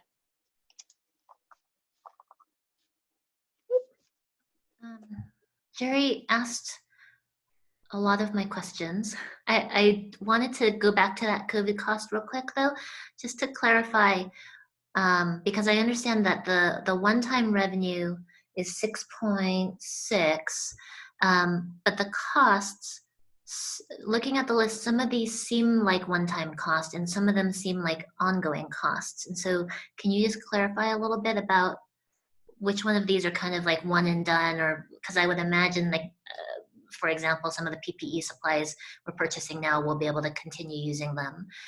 But some of these other ones, are they more or less going to stay the same, or are they going to continue to increase? So what I would look at is, it might be more of a semantics thing, but personnel costs are the only thing that are ongoing costs. When we buy PPE supplies, those are all one-time costs. We use one-time dollars for one-time costs. We use ongoing dollars for personnel costs, with the exception of when we look at a sub cost, because we allocate dollars for subs every year. Jerry's point about what model do we use, we actually pay very close attention to. We look at prior year, how much we spent, and then we take a look at what contracts are already in place. Where do we need to increase it? Our largest area that we had to increase this year on the budgeting or department side was really on the personnel side of it because of preparation for leaves, overtime. Other in that category, I'm happy to go into more details with it. But when we look at those personnel costs going forward, so we can be very confident with our projections for cleaning costs. We knew we spent $40,000, between March to August 1st. Those are one-time costs. We then look at our department budget the next year, and we look at increasing it slightly to adjust for the cost, the one-time cost that we absorbed the previous year. If I'm following your question right, please help me if I'm not, Sylvia. And it would be easier if we, under each of the numbers, maybe that would help clarify too, as far as, the cleaning cost is to date as of August 1st. Our loss of facility use revenue is really just for this year 2021. We realize that we're not able to lease out. So that is that one time. It's built back into the multi-year budget after this year. The personnel cost is for this year. So that might help a little if we just break down each one of those individually too as well. Instruction, which includes technology, that's our current cost that we've incurred. That one may continue as again, we're still identifying some of that technology need. I don't know if Jeff or Mahmood want to add anything on that, but we've ordered the devices, we have them on stock, we've ordered hotspots, but we could come into another cycle of demand that cost would go up. So the one-time revenue that we're receiving, I'm trying to see where it matches up. So I'm trying to see, like, in terms of the categories of revenue that's coming in, if it's restricted to certain things, and then those are the costs that we have, is there a matchup, and do we lose any potential money if we aren't lose any of that potential incoming if the costs don't match up? Does that make sense? So one of the biggest criteria, and Dorothy and I can share with you, is for some of the dollars or some of the funding sources that are on the screen here. So expected to receive in some of these buckets, so CRF, GEAR, GF, all those different ones, there are restrictions. A lot of the restrictions are tied to, was this built into your budget for this year? If it wasn't built into your budget for this year, then it really is that COVID related cost. And so we spend money on instruction anyway. However, this 1.6 million of additional cost was beyond what we budgeted. That is a direct match to the use of those expected one-time dollars for coronavirus relief. It's a direct connection. For loss of facility use or revenue, that is a loss to us as a district. It does not coincide with any money that we're expected to receive. It wouldn't qualify to be used for that. Okay. All right, that's helpful to understand. Yeah. And then I would add that some of personnel costs do qualify and some of personnel costs do not qualify. And so we do have a responsibility, both from HR, all of our departments, Ed Services, HR, business. We have to make sure that is a clean match between what we're spending money on and whether or not it qualifies. If it doesn't, then you look at it from the standpoint we're about 2.5 million short. That's 2.5 million that will come from our budget. Okay. So the 6.6 that's coming in is matching, like it's all the things that will qualify and go towards that additional COVID cost. We certainly have the items that qualify for the use of those dollars. And so our job is to make sure we match those up, yes. Okay.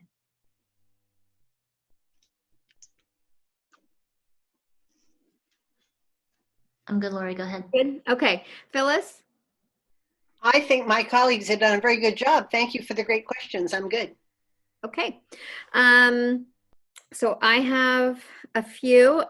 So I do just want to shout out kudos for the super fast action last spring. I think immediately freezing everything and taking action, decisive action, then really is blunting the impact here now. So thank you for that. Can we go back to the slide? Hold on, you may be on it here. Yeah, COVID costs number 1. So we've talked about the fact that we have our average increase in cost just built into step and column and welfare and everything else year over year is usually closer to that 4.5%. We usually rely on COLA to cover a portion of that, but this year it's not going to. So is that So in this year's budget, we have to adjust that because we were banking on getting COLA, but we're not. So now we're saying that in the out years, did I understand right that we're expecting now 5 years of zero COLA? That's correct. And so we're basically then building into these assumptions here that we've got 5 years worth of 4.5% per year increases in costs with no additional funds coming in. You're absolutely right. And the easiest place to see that is our estimated ending fund balance. If you look at just that single line year after year, that's where you really truly see that impact, where we have 24 million as an estimated ending fund balance this year. And when you look at 24, 25, you see it down to 400,000. That is truly us eating away at our end fund balance to cover that increase that we see every year. Right. Okay. So if we wind up with deferrals this year, we would be made, whole seems like such a broken word when we're talking about no COLA, but we would be made whole on what they now owe us from those deferrals. Whether or not we do trans or not is still up in the air. It would depend on whether or not our interfund balances could cover us for the cash flow, right? That's correct. Correct. If we wind up incurring interest based on those trans, that gets added on to the multi-year as well? Yes, it does. And how much do we think that might be? I don't want to guess too much right now. I'd rather come back with a firm number. I will say because the interest rates are so low, that does help us. We have a very strong credit rating. The board certainly had the chance to see our Moody rating. We will continue with that high rating right now. So we will get the best interest rate we can, but you are right. That is not built into the budget yet. It will need to be if we go in that direction. Okay. And then I know we had you had referenced that we had seen some information come about our management and admin expenses and how it related to the rest of the budget. I think that was maybe was it second interim last year? But I know we've had additional cuts, both with our cuts in the spring, as well as setting ourselves up for this year in that management and admin. Do we know if is it possible to rerun those scenarios that you ran for us at second interim and maybe include them at the next interval, just so we can get a sense for where we're at? Because my instinct is we probably continue to go down, if anything, on that. We have. I certainly can check. I don't know if the information been updated yet off the website from the state.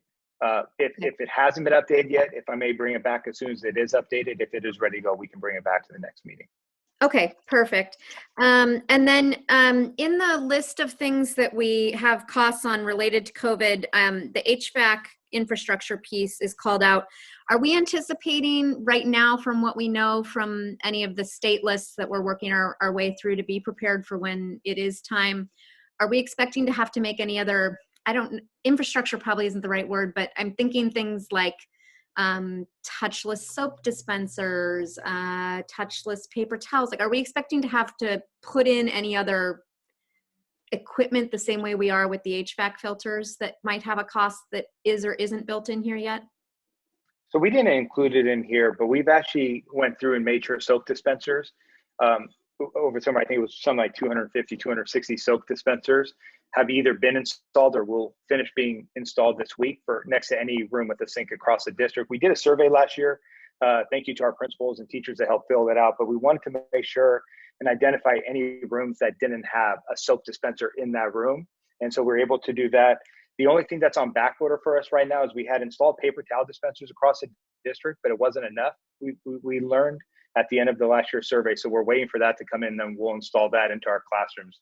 Those are the two biggest things for us, I would think, in terms of that envelope of a classroom, if you will. I think the other thing would be as we move into January or whatever it is, and we start moving to phase 2, phase 3, there might be some costs related to furniture, canopy, shade structures, as we think about reopening. I would say that would probably be our next expense. But in terms of the classroom, I think we're okay there. Okay. Yeah. Sorry, and I should have said touchless, but yes, thank you for all of that. Okay, let's see.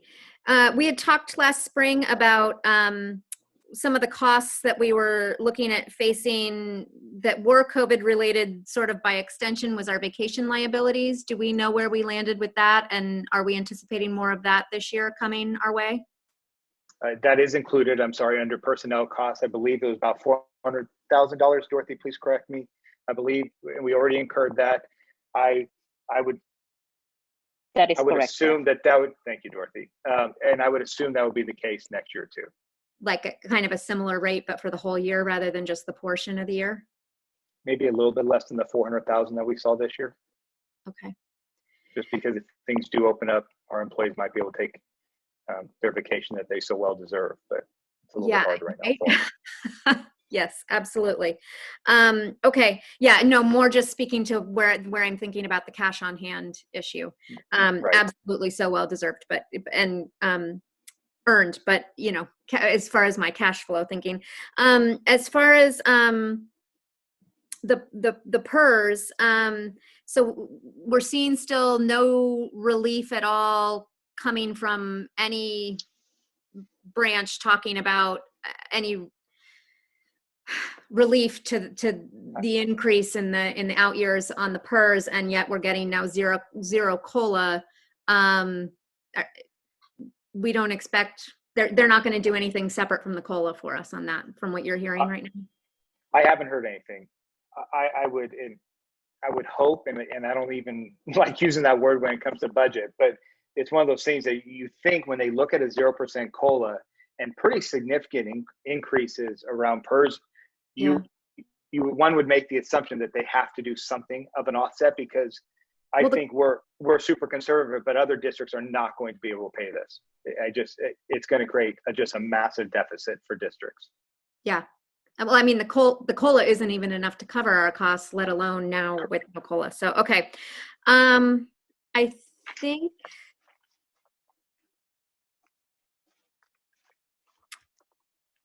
think I'm good. I think the only other thing, there was a document that was a supplemental information document that was attached. I can get the title of it. Sorry. That was our assumptions. Changes in multi-year assumptions that broke out. On the not yet included in multi-year assumptions, we don't have in that list that there is, you know, normally we would have any sort of statewide ballot initiative that might be affecting that in a list like this, just having to do with our budget in general. And I know it's a political hot potato, which is why I'm trying to be sensitive to it, but there is a statewide ballot initiative that may very well impact school funding quite substantially. So I don't know if it warrants including in this list as another, you know, source out there or not, but I think at the very least, I can bring it up in agenda planning. I will bring it up in agenda planning, but I think it warrants a conversation at some point. And if I may respond to that. Enough information. I'm sorry, Jeff. At the time, there's still, that seems to be that lingering information out there and waiting and trying to be conservative as we're planning. So, you know, I think that's where we're hesitant to put that down. Sorry, Jeff. And no, thank you, Stacey. And we are going to start some work now that the 45-day is done, and we're going to start looking towards first interim now.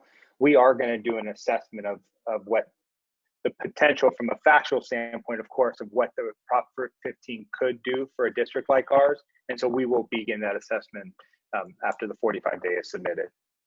Yeah, that would be great. Just what facts we know, just because like I said, I know that it will be a political hot potato this season, but I do think it warrants at least us being aware of what facts are available for, you know, as we would with any statewide ballot initiative that would impact school funding. And Lori, if I may add also, all these items that we mentioned here that are not included yet, these are the ones that we're guaranteed to receive the 6.6 million, but because it's not readily available, the resources in state that they haven't really updated the SACS software, so I can't add it in our budget, but we know we're going to get it. So I added it here to let you know that these are the ones that we haven't added in the budget yet. Perfect. Okay, I'll frame it in my head a little bit more like FEMA, which is pretty ironic to be categorizing those two things together. But All right. That's another complicated one. Right? All right. Thank you, Dorothy. I appreciate that. Okay. Anybody else? Anything on our?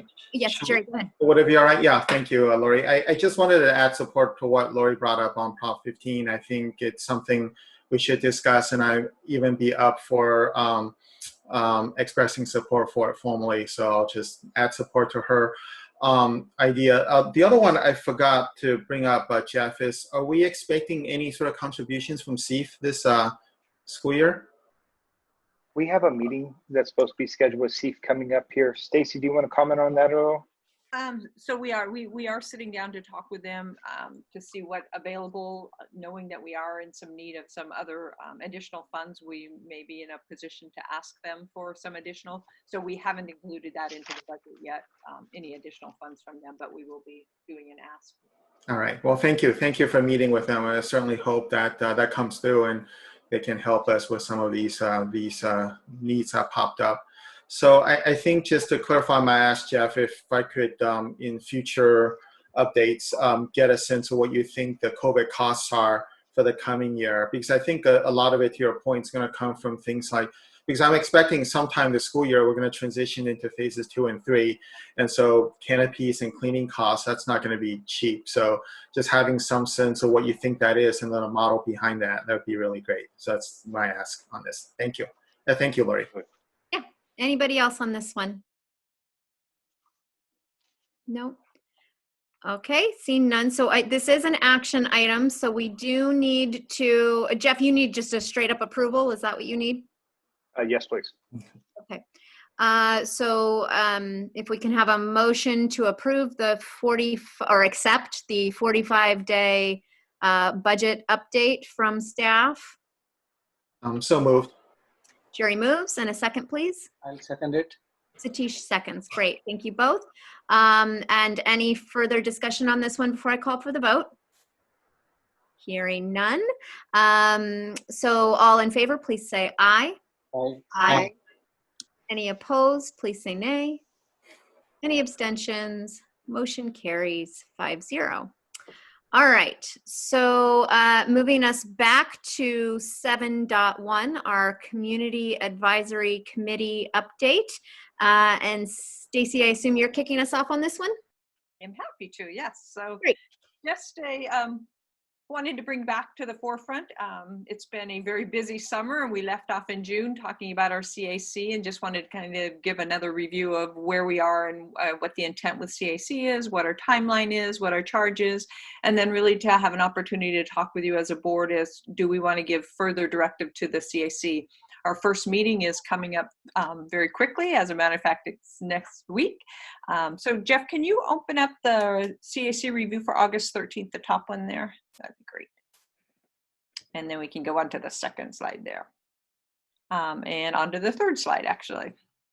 So just a reminder, as we worked through the spring and we brought back in April and did a further refining of the charge and revisited it again in June, is what was the intent of our CAC and revisiting that.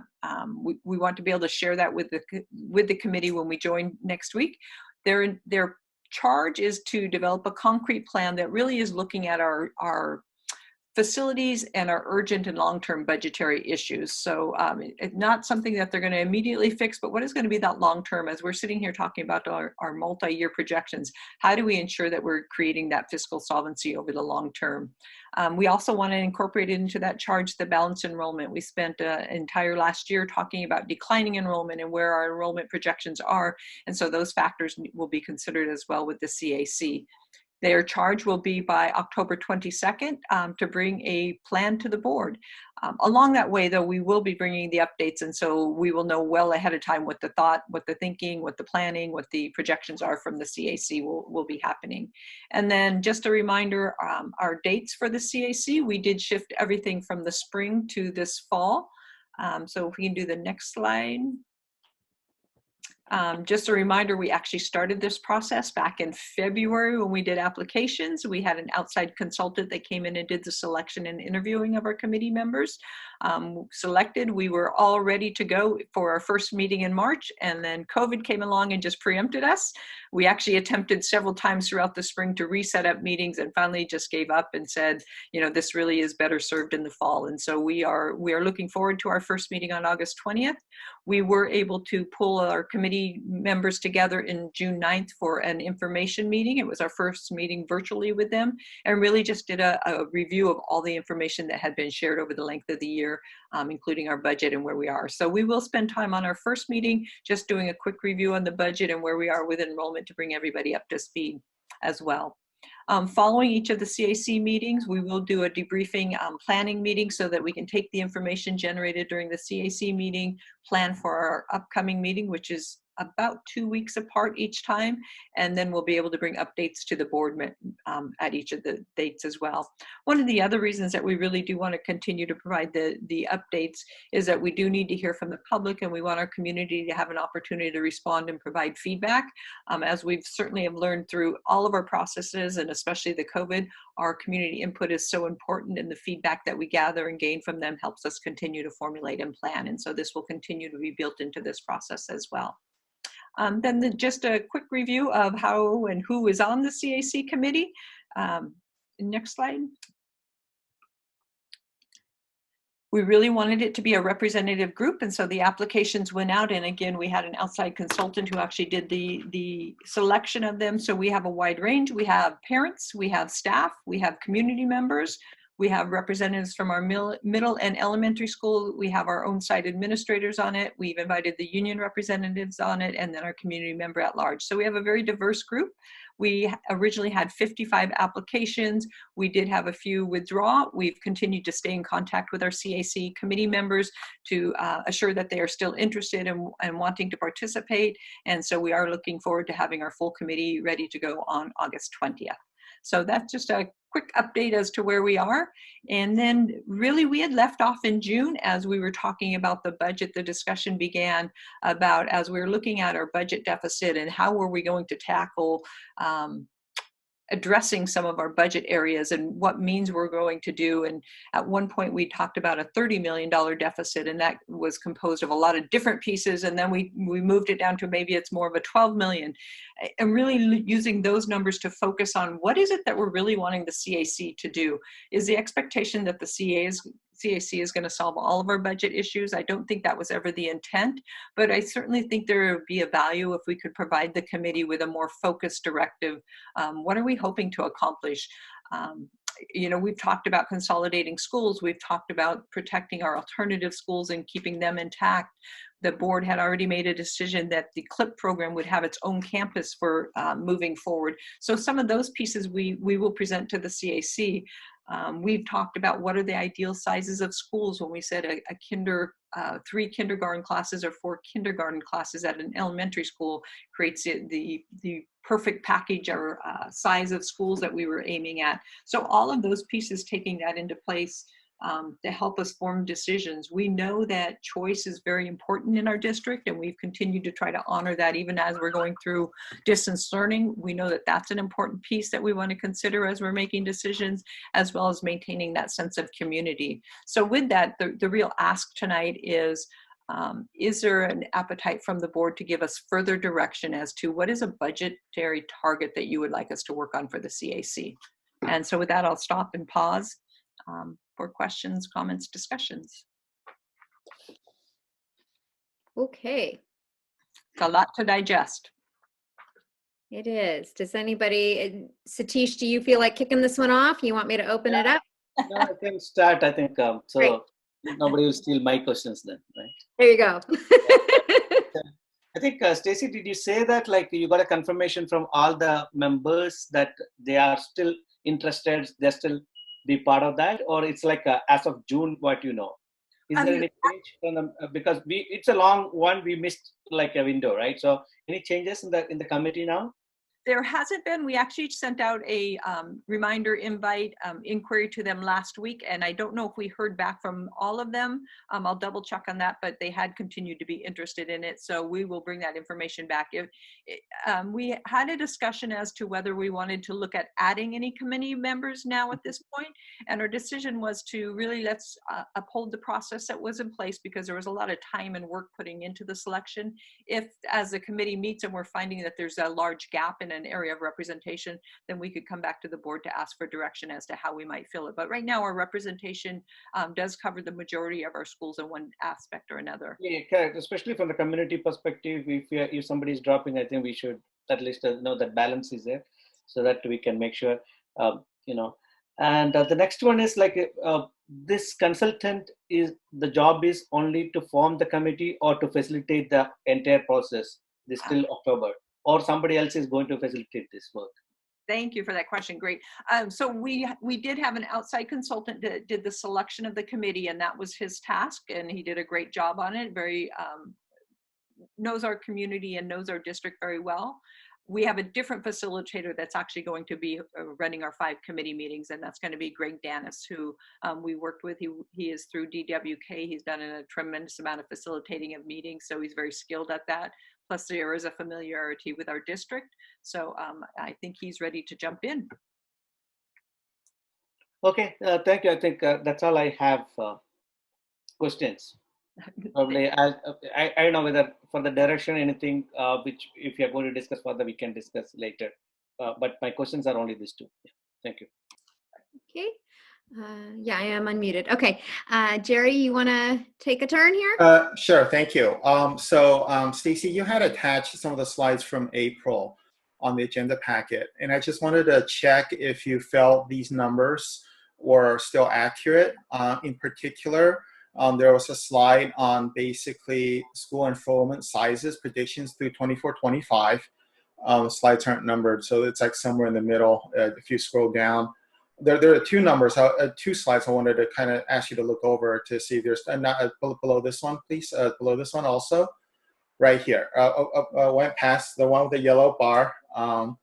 Right, this one. In terms of the rough classifications of our schools, or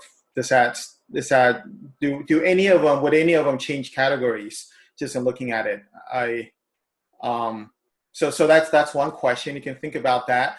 And then number 2 is a couple of slides down. There's a stability slide that talked about where the original 29 or the 30 million desire target was. So if you scroll down, I think that one right there.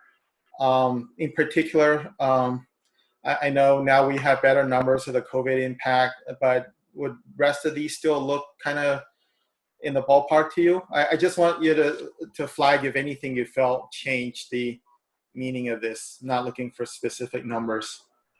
Does still look okay? So on your first question on the school, I know we are initially getting our enrollment numbers in. Mm-hmm. First day was a little discouraging today, but we won't have an accurate number until probably middle of next week to see how if we are going to change. We are expecting a slight drop in enrollment due to the COVID, but not significant, I guess I could say at this point. So we'll bring back those updated numbers as soon as we have them. Nothing drastic on any of them that have been on our radar as of yet. Okay. So that's kind of a positive. And then on this slide, everything still look more or less? Everything still aligns. You know, one of the areas that is under the Part B, the bringing back the programs, that really is looking at reinstating some of those programs that we've had to eliminate over the cost of the year. Right. So at 29.5, if you looked at taking out those programs, there's actually money built into that 29.5 that is a employee salary increase. If that were to be removed, then we would certainly need to look at dropping that total down. But you know, I think in fairness, we have always said we want to remain competitive and to be able to allow our employees to have that salary compensation. So that's where that almost 30 million came from. So yes, it would still be appropriate amount. Great. Okay, thanks. So then I'll just throw out some stakes out here then. So I am in favor of setting an objective target. I think we talked about that last June, was it? Seems like a lifetime ago. And I thought we had some numbers out there. I don't remember what they were. I remember numbers. I think for me right now, I'll just throw out a number about 5 million. I guess maybe we can love to see what my colleagues think. And that's really more driven by, we're looking at I'm looking at the number of schools there, where they are. It's driven by where we are in the multi-year projections. So I very much want to close this gap in the deficit. Because we can't do it for much longer. You see in Jeff's slides, we have 4 or 5 more years of this. And so at best, even if we get the deferrals, we're still on the hook for that. And I think for me, I would say just 5 million, and hopefully in the next year or two, we can pass a renewal for A, and that brings us another 8, and hopefully an increase for that. And so set us up for being in the black in the future. So my 2 cents for now. Thanks. All right. And Jerry, I think it was Phyllis's straw poll last time was where we started the numbers conversation. So let's see, Sylvia, do you want to go in order here again?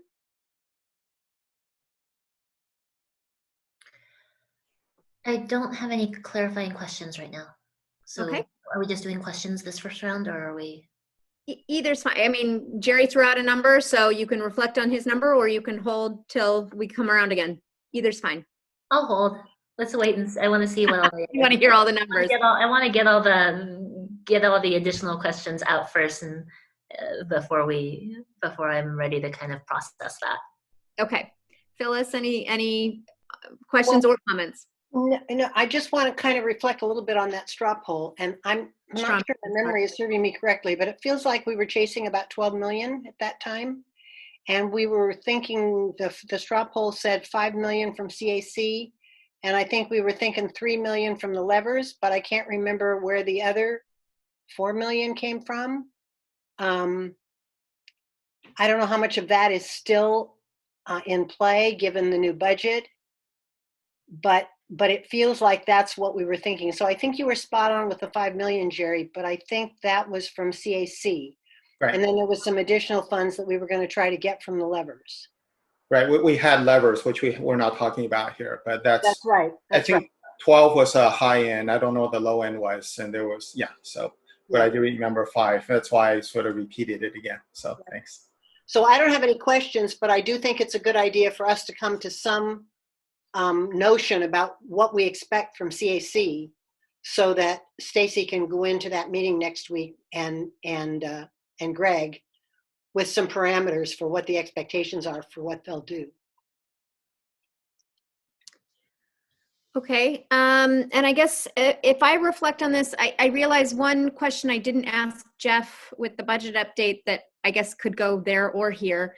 I know that when the original May budget from the governor came, and he was talking 10% cuts, that was throwing our calculations on our budget at the time into a really ugly scenario of dropping our funding enough that we were then going to be breaking even with our property tax base at a much lower funding level to potentially push us into a not nice category of a recession-induced basic aid. But at that time, I know some research was done about what other local basic aid districts were projecting as far as their year-over-year growth in property tax. And I'm wondering if you have any clarification for us, or if maybe you know what that approximately what they are projecting for growth in our property tax base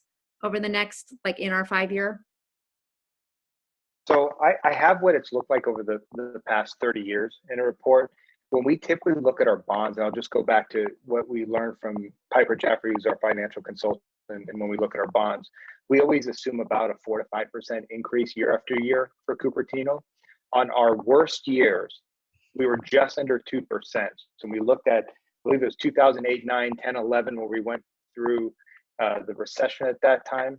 Property tax increase during that time was under Under 2%, that was like the lowest we ever been. We hadn't been negative at all. And then on our average, you're looking at a bond that's about 5%, 4 to 5% in our assumptions. So if I think about our 5-year, would it be reasonable to say that if we did close our delta on, if we're assuming that COLA is staying zero, which they've told us, and they're not expecting an increase, so therefore funding is staying about the same, that in our 5-year, it's unlikely we would, if we get up to that point with our own property tax growth where we do hit that threshold, we're unlikely to end up to be in a scenario where we're in that excess property tax category, which really is a totally separate category where there are benefits that come with that. Is that, am I roughly fair there? Well, I think that the enrollment we have to take a look at, because obviously that's a huge factor when you think about what, you know, how you're funded, right? So if our enrollment continues to go down, we may just barely slip into you know, a community-based basic aid district at that point, or based on the fact that our property tax will be slightly above that of the base funding set by the state. I think you want to see it any earlier than you're, you know, 4 or 5 years out. Yeah, I was thinking year 4. Okay, but that would be a break even from what I see in both the enrollment projections and that growth, potential growth. If we were there at all, we would just barely squeak into it. It'd be just that maybe it's $100 more per student. It'd be at a very small level as we would look at it right now. Okay, and then the part B on this slide we're on right now, where Jerry was asking some questions, can you remind me, is the programs, bringing back programs, that's when we were talking about things like MTSS and BITSA and, right? Am I remembering that's what we meant by bringing back some of these programs that we've had to scale back on? I believe it was also taking a look at hours at school sites, some of the other dollars that we allocate out to school sites. We've cut the amount of money we provide school sites per student. That's been cut down by about $10, I believe it was, in our adoption of our budget. Okay. Just to clarify, it doesn't include induction. That wasn't included in that bringing back the induction. Okay. Not away yet. Okay. Thank you, Stacy. All right. So then I had said whenever we had that conversation that Phyllis threw out the straw man, that I thought I was a little bit higher than that number. And I think I still am. And my reason being that the numbers we're looking at, if we take the most conservative version of that, we're basically looking at no increase for staff for the amount of time of our multi-year. And I don't know that is going to keep us stable with attrition with local districts, because I don't think that's going to be their story, just because we're surrounded on all sides by these basic aid districts that are going to continue to get this, let's use the numbers that Jeff just threw out, 2 to 9% kind of thing year over year in their growth on their basic aid. So their excess property tax is only going to grow, and what they're able to offer staff. So 5 would be sort of the low end for me. I think I am still more like 6 to 8. I think I am 3 elementary and perhaps even looking at a middle, maybe in out years, depending on what our enrollment does. Because I think that's a conversation we also haven't really fleshed out, is what the projections are in our middle schools, which is also concerning. So if we're looking to balance for both our elementary schools and our middle schools, even though I think we have an immediate decision to make around the elementaries, I don't know that it behooves us to not look out to the middles at the same time with the CAC charge.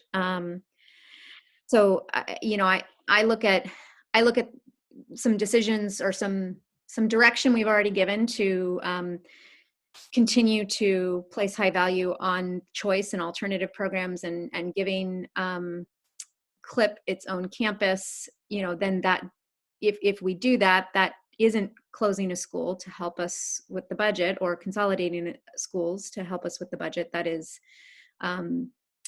you expanding a program. So I look and I see 3 or 4 elementary schools, or 3 elementary and 1 middle, which puts me still up in that 6 to 8 range. So I guess that's what I look at for stability for long term, and that's what I see, I guess, when I try to frame what I think stability is, as sort of the balance between what we need to do for the budget as well as what I see in the enrollment projections.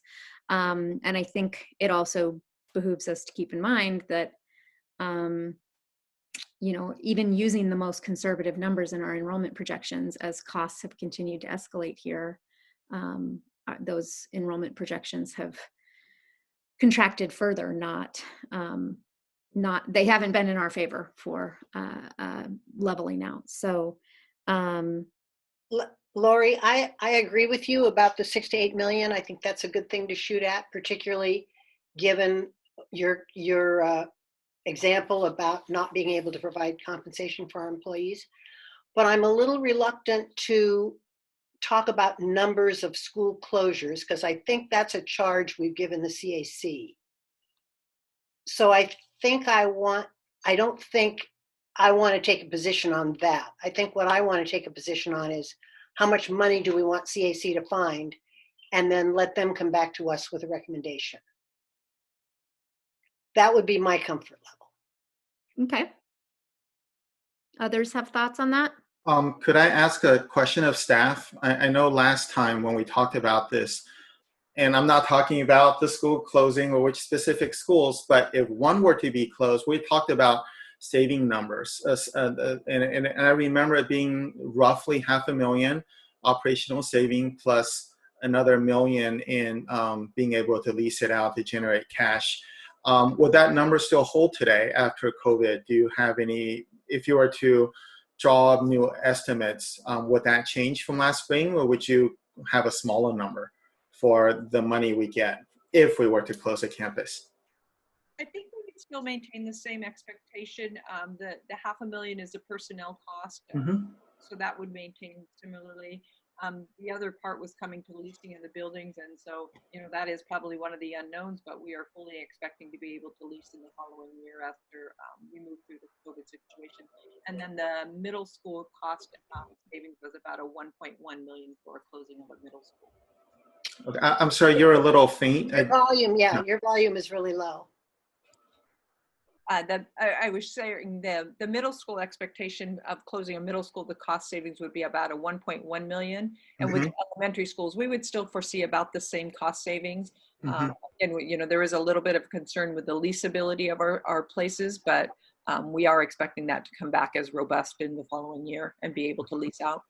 Okay, so you would still use the 1 million number for elementary and some larger number for middle school? So the elementary is about a 1.4 million. That would be the personnel operational cost and then the leasing of the buildings out. The middle schools would be a total savings of about 1.1 million. And then we could lease that out too then? Right. There would be possibilities to do. Right, I see. Okay, so 1.1 million plus whatever we're able to lease it out for. Yes. All right, thank you. All right, thanks. There was a presentation that was like a 1.5 on the elementaries and an estimate of 2 on the middles in terms of total package of closure and leasing, right? I think it may be on the same slide deck that's shared as an additional one. Maybe. Okay, thank you. That was my question. I wanted to make sure we had the accurate numbers, or the up-to-date numbers anyway. Thanks. Sorry, I will. Let's go. Yep. Yep. So I think I like. I think what Phyllis said. Probably I think we can give a target, but I think not the number of schools or anything, because I think that's not our charter anyway, right? Like that's what we decided, and I agree with that approach. With the current again, I'm not specifically for a number. Again, I think 5 is the one which we said last time, and I'm okay if you are increasing also a little bit. But I think let's look into holistically, like what all we can save, but not just the schools alone, right? Cutting the schools alone. So that's what. So because if you go for an 8, probably they'll be forced to look into more number of schools. So School could be one, but that should not be the only thing. So when we are asking for more.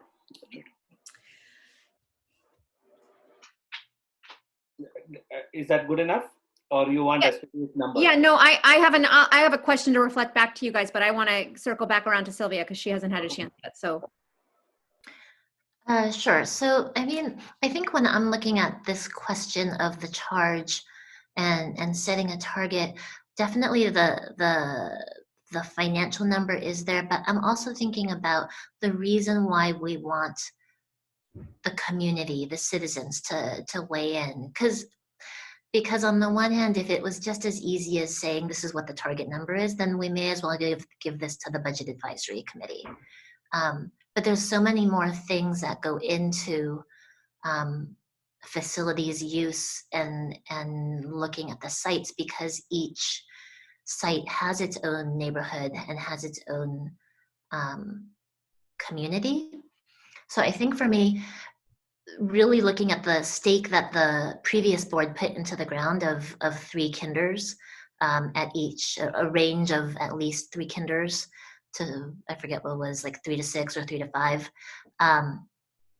is where I'd want to set that target more than a specific number amount. But if we were to translate that, that's going to end up being somewhere between 5 and 6 million, right? Looking at where the current, where the enrollment is headed to, in 5 years, will be down to 14,000, and then 25 schools for 14,000 students.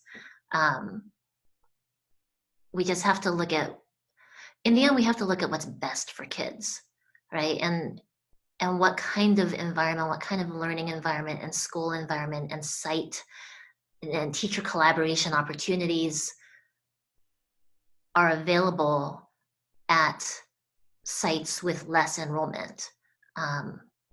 And so I guess I just wanted to bring that into the conversation, because we are talking more about the numbers and the budget, which is obviously, you know, that's the big crisis we have. But part of why we want that citizens is because we want them to bring in their knowledge of their community and their school site and all those things to bring into what's really in the end going to be best for kids. And so I just wanted to make sure we include that, you know, in the conversation. But if we look at that, you know, if you're pressing for a number, to me, that does translate to somewhere between 5 and 6 million, not schools. So Sylvia, if we were to look at the slides here, by 24-25, if we were to look at 3 kinders, that's 432 students per site. There are 12 schools that will fall below that threshold. So it's actually a lot more than 3 or 4. It's 12 schools. So I just wanted to make sure we're all on the same page here. Not to mean we need to close all of them, we even want to, but there are 12 that will qualify according to these projections. That would fall under the previous stake in the ground of 3 Yes, classes. it would. There are 12 that would qualify if those 12 stay exactly the same way as they are. But if there's some sort of creative solution to reusing those facilities, then it's not necessarily a straight 12, right? I guess that's what I'm thinking. Is that it's not, again, if it was just a straight, let's just cut it off, then we wouldn't need the committee. We wouldn't need the citizens to weigh in on that. So. Right. Yeah, I would agree. Yeah. And if I could interject too, you know, as we're having this discussion, in likelihood, a range would probably be very helpful for the CAC committee versus a set amount, because there are so many factors that are going to pay in place. But if there's a range that we could present to have them operationing, that might help as well. Yeah, it looks like at least I think we are talking between 5 to 8, right, or 5 to 6, whatever. I think upper side, what Laurie is saying is 6+ kind of thing, and downside it's about 5, right? Would that help? Again, like one more question here is like, this is going to go there are 5 meetings going to be, right? I know that initially we can set up a target, but you would have an interim update, right? Like let's say hypothetically they come back and say that no, absolutely we cannot do anything more, or something like this, right? So I think during the course of it, we will have to review the target again, I guess. Like I know that this could change, because they probably be highly focusing and looking into, and probably some of the findings may not be supporting completely what we are thinking, right? So we have to be careful also when we are having a higher target, whether it's a doable or not. So I think that continuous update or continuous discussion, probably we can refine this and to go with a range and then start from there. We will be bringing an update every board meeting moving forward after tonight. You will have an update. Yeah, so the expectation is there. We have a say, right? It's not like we are just listening there, right? We have a say to change it or modify it or if anything needed, right? That would be the board's directive. Yes. Yes. Yeah. Okay. I would. Then I think that's really. Go ahead. I would throw out that we do want to have some kind of a consistent message with the committee so that they can continue, because each week is going to build on their previous week's work. And I would imagine we're going to have some homework to pull information together between each of the meetings. And there's not a lot of turnaround time in this span.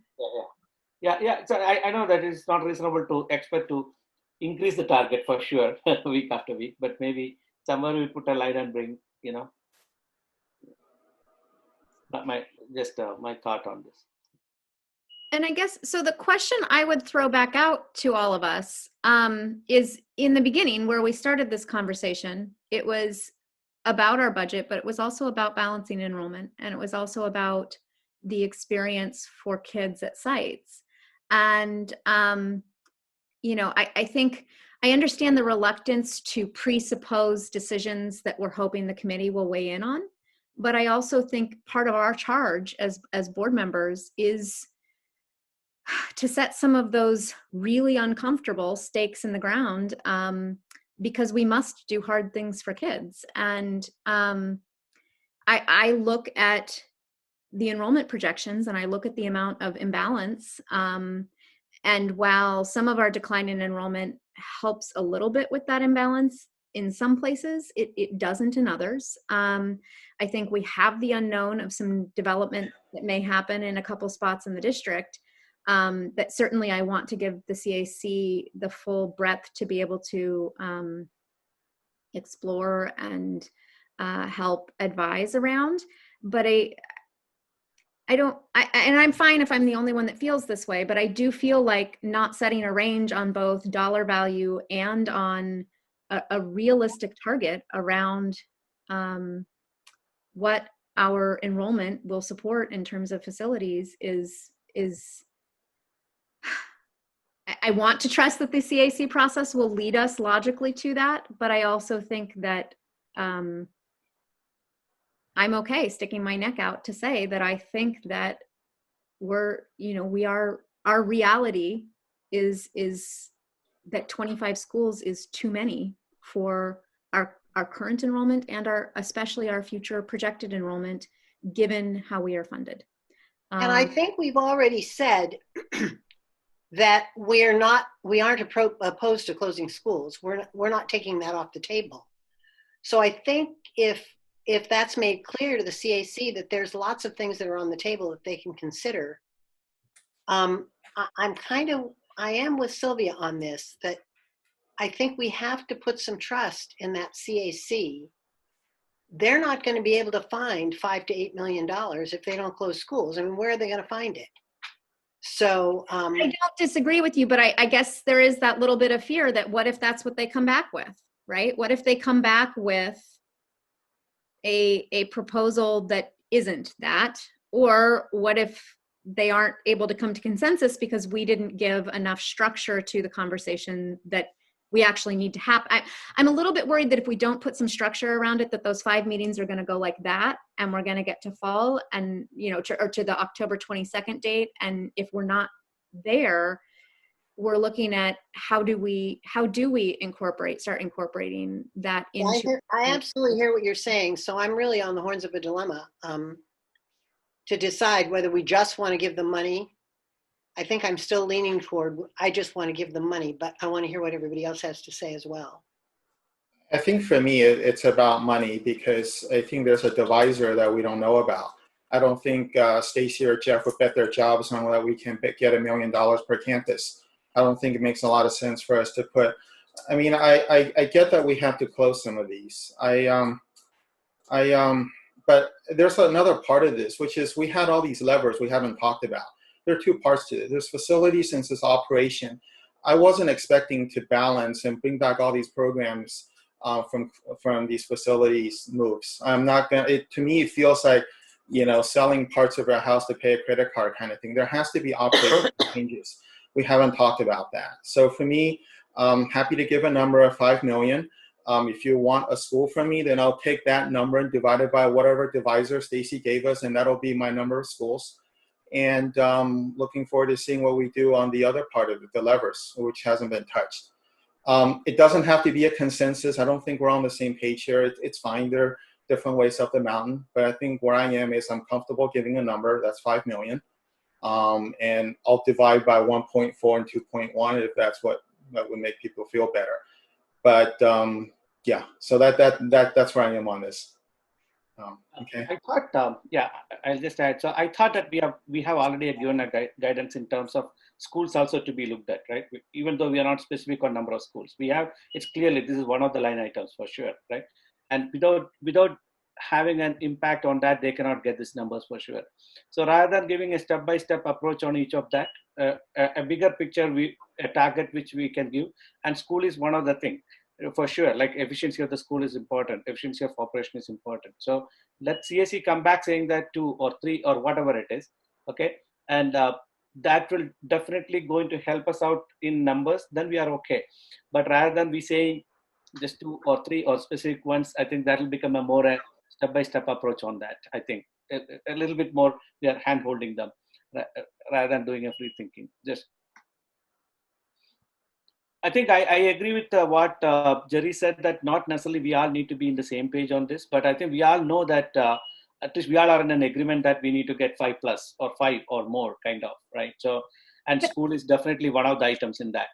But if it's not more, then that means we're also de facto agreeing that it's going to be more on the levers side. And there are some levers that I really am not comfortable pulling on that other side. So, I would rather be more aggressive in closing sites if the alternative is raising class sizes.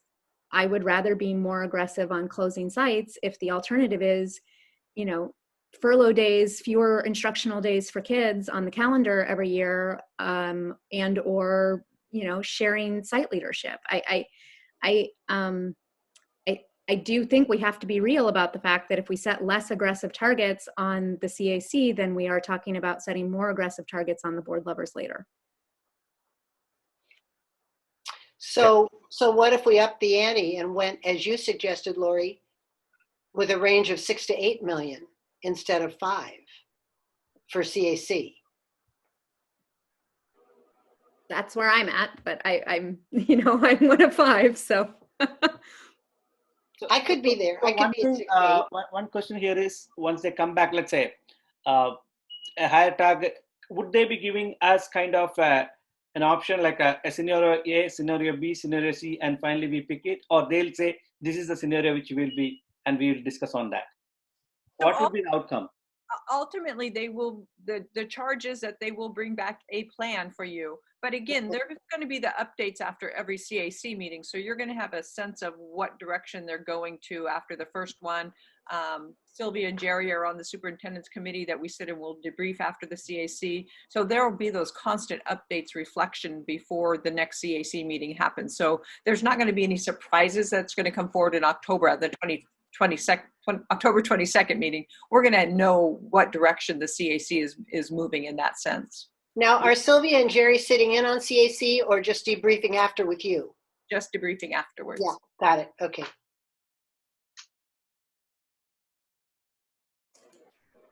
So I could go with 6 to 8. Okay, so we got 268. We got 1.5. Any other bids? We need one more. Sylvia and Satish.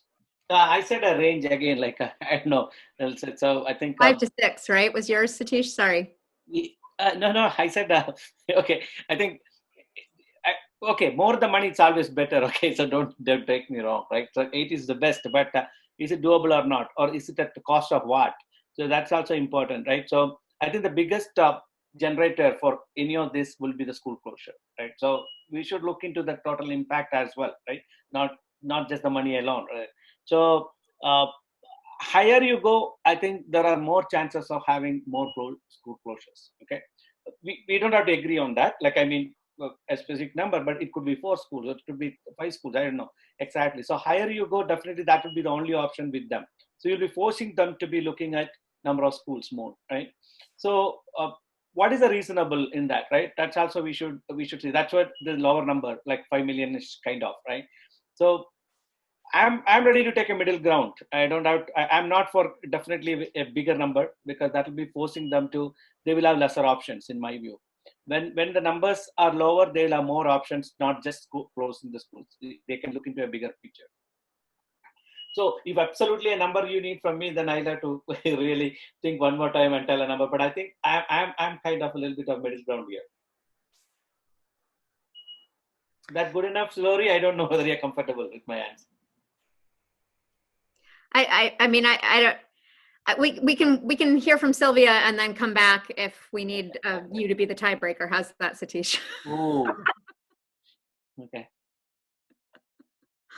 So, Lori, I appreciated you bringing up the other levers because I hadn't been thinking about that recently. And so kind of looking at it from that perspective of, yeah, there are definitely things on that list of levers that I do not want to pull.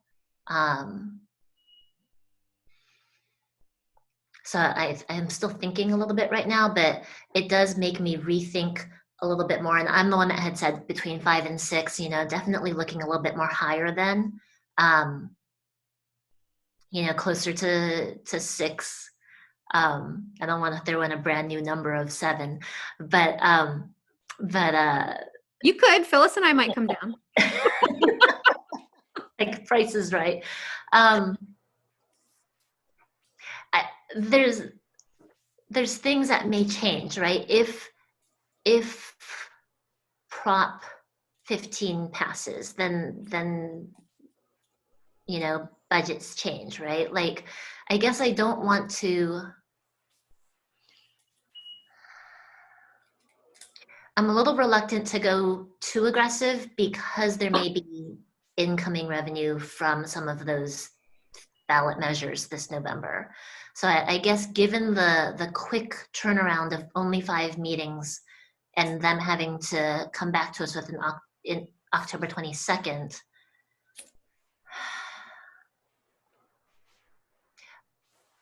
I'm just gonna throw something totally out there.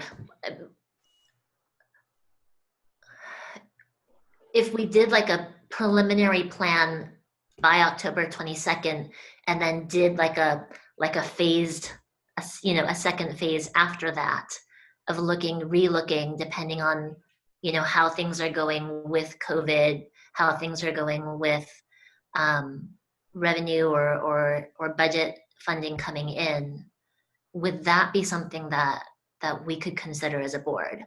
Like, everything's being pressed into this accelerated time frame because we had to, move it from June to August.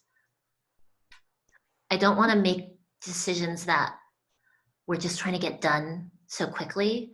I want to give it the time that it deserves because there's so much beyond numbers that we're thinking about. Thinking about just the school environments, thinking about how these schools really are a big part of people's communities and their neighborhoods. And so I guess I still want to be conservative, but I want to leave room for us to have additional conversations after that October 22nd date. Let me throw out a straw man to reflect on that. Let me throw out a straw man real quick to reflect on that. If we agreed at 5, but then we said we also wanted to give an additional charge of a phase 2 to CAC to consider another 2 to 3, that could be a consideration to compare against some board levers that we might have to pull later. I mean, is that something people have an appetite for? I could live with that. I think one of the things that concerns me a lot is I don't want to kick the can down the road. I don't want 5 years from now for another board to be having this same discussion, because now we're down to 12,000 kids and we still have too many schools. So, so I think we need to be a little bit forward thinking in terms of what our enrollment projections are. I don't think we're going to get any bigger. And in terms of money coming, additional monies coming in, I think that's probably a strong possibility if Prop 15 passes. But I also think it's going to be a while before we see that money. It's not going to be a turnkey. They're going to write us a check. No, So it's going to get tied up in the courts, if anything. yeah, it's going to have lawsuits. So I think to rely on that is a little bit risky. But I just want to I don't want to set up future boards to have to face this again very soon. And if I can just do kind of a framing of where we are, just as that reminder as well, we really are talking about that long-term solvency. This isn't necessarily related to COVID. We were having these conversations pre-COVID. We really do know where our enrollment is. And so even if additional money comes in, that still doesn't alleviate that we're in a declining enrollment and we have these very small campuses that we're identifying that may not be operationally efficient at the numbers they're in. So just to remind, to keep that in sight as well, that our enrollment is declining. It's going to continue to decline. Really, that's one of the, when you look at the charge, when we're talking about the facilities and the balancing enrollment, if we keep those in mind as we're talking about what's that future going to look for us, we're not solving for immediately, we're solving for a long-term problem that's been building over at least the last 5 to 6 years. It's going to continue to decline. We do need to be pretty proactive in resolving that. I can share stories right now that our sites that have single grade classrooms are struggling right now because there's not that ability to collaborate with other grade level teachers in a very difficult learning time. And so, in mindset, we're those small campuses, although there's benefits to having small campuses, there's also some detriment to having the small campuses. And one of those is that fiscally sound out as us as board. So you said campuses, Stacy. So besides Muir, is there another school that's in the situation right now or projected to be in the next few years? That would have single grade classrooms? Likely, yes. Yeah, we really have been doing our staffing very, very tight.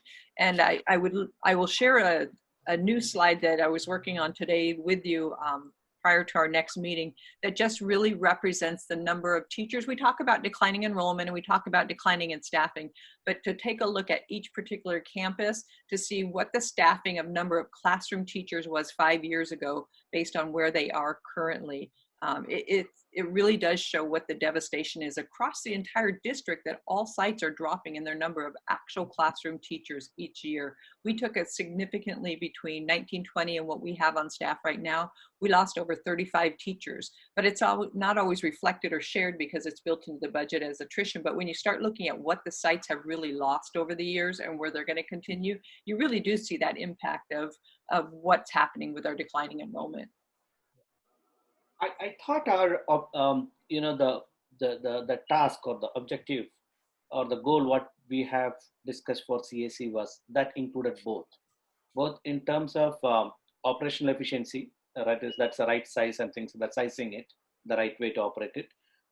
Of course, the budget, bringing back the money, right? So I think let's not my view again, like I think let's not deviate from that much. What it means is like let's not heavily weigh on one or the other, right? Let's not like look into heavy focus on only on the schools or heavy focus only on the money. So by doing why CAC is here, right? We are trying to see the best for both, right? Kind of in terms of how our school should be operated in the highest level of efficiency. We are trying to get a good idea from them, and they may come back with 2 schools, 3 schools, 4 schools. We don't know how it is, right? And with the available data and the new data, whatever is going to come.